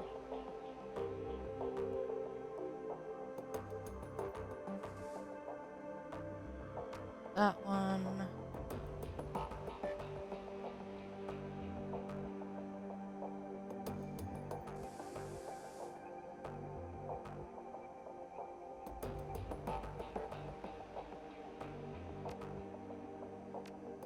Oh. Alrighty.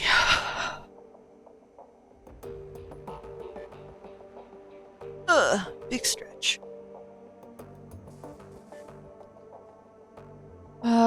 Do I make this a long one?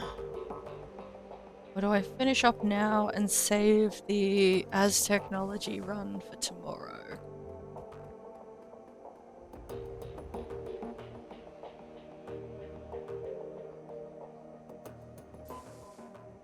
Head. This was good. Is there anything after that mission on the computer, actually?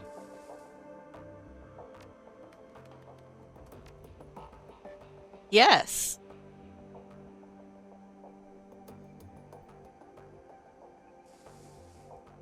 F State Protection. The writers have it on good authority that the Lobachevsky Syndicate is eyeing Shatness for expansion. For the good of the Flux, we should keep a watchful eye on this situation. See attached files for more details. Shockwell and writers. Nice. Okay, bad news for Shatness, but if the Rambok isn't going to stop them, I hear Surf Turf is out of the picture. Well, I'm sure there's some poly club out there who wants that piece of the pie. I know we've got enough of them. Tolstoy. I know that Humanis has some presence there, but I doubt they'll fight the Russians too much. I'd say that they're far more likely to form a partnership. Ruby. No more posts in the thread. Energy sources.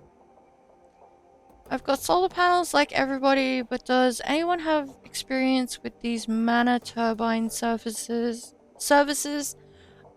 I'm off the grid, so there are some times when I need to do some late night decking or maintenance on my telescoping limbs. Alan Altbit. Is that the thing where a mage comes by and drops some juice into a generator?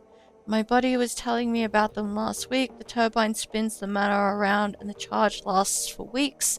He said, Wraith-like 44. They're a scam, chummer. That mage is going to be out. That mage is going to be out of there with your money before you realize how much power you've actually got. You're better off peddling a bike battery. Tolstoy. Okay.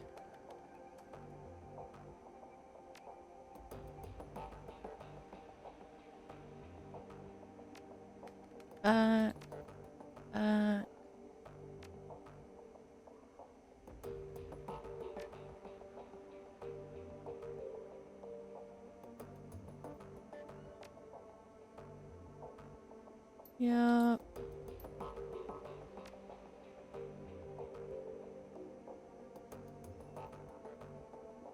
Zero unread messages. Okay.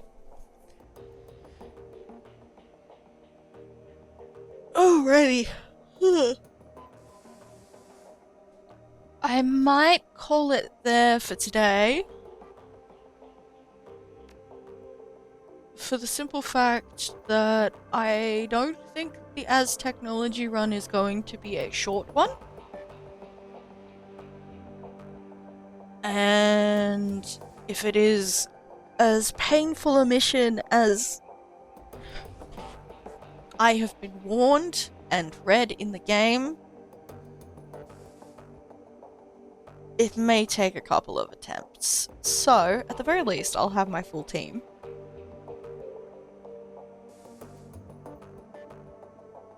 Which will probably be Blitz is a definite, Glory is a definite. don't know if Eiger or Dietrich is the better option. Like, having two support casters because I have to take me is kind of nice, but like, yeah. Regardless, it's a corp run. It's gonna be rough. And I have to bring the building down. And with a mission, and with like a project name called Bloodlines, I am concerned. So, I'm gonna call it that. Thank you everyone for coming along. I hope you did enjoy. Let us hit the save button and all that good shit. Save. Game saved. Lovely. To main.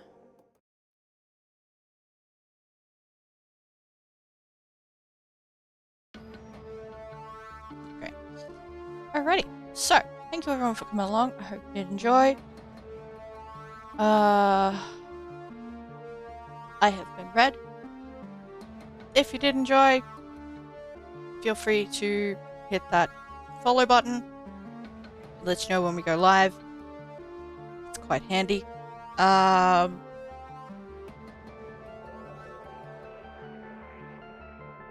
If you would like to watch any of the previous streams, they are up on the YouTube channel. There is various places where you can find the link to that.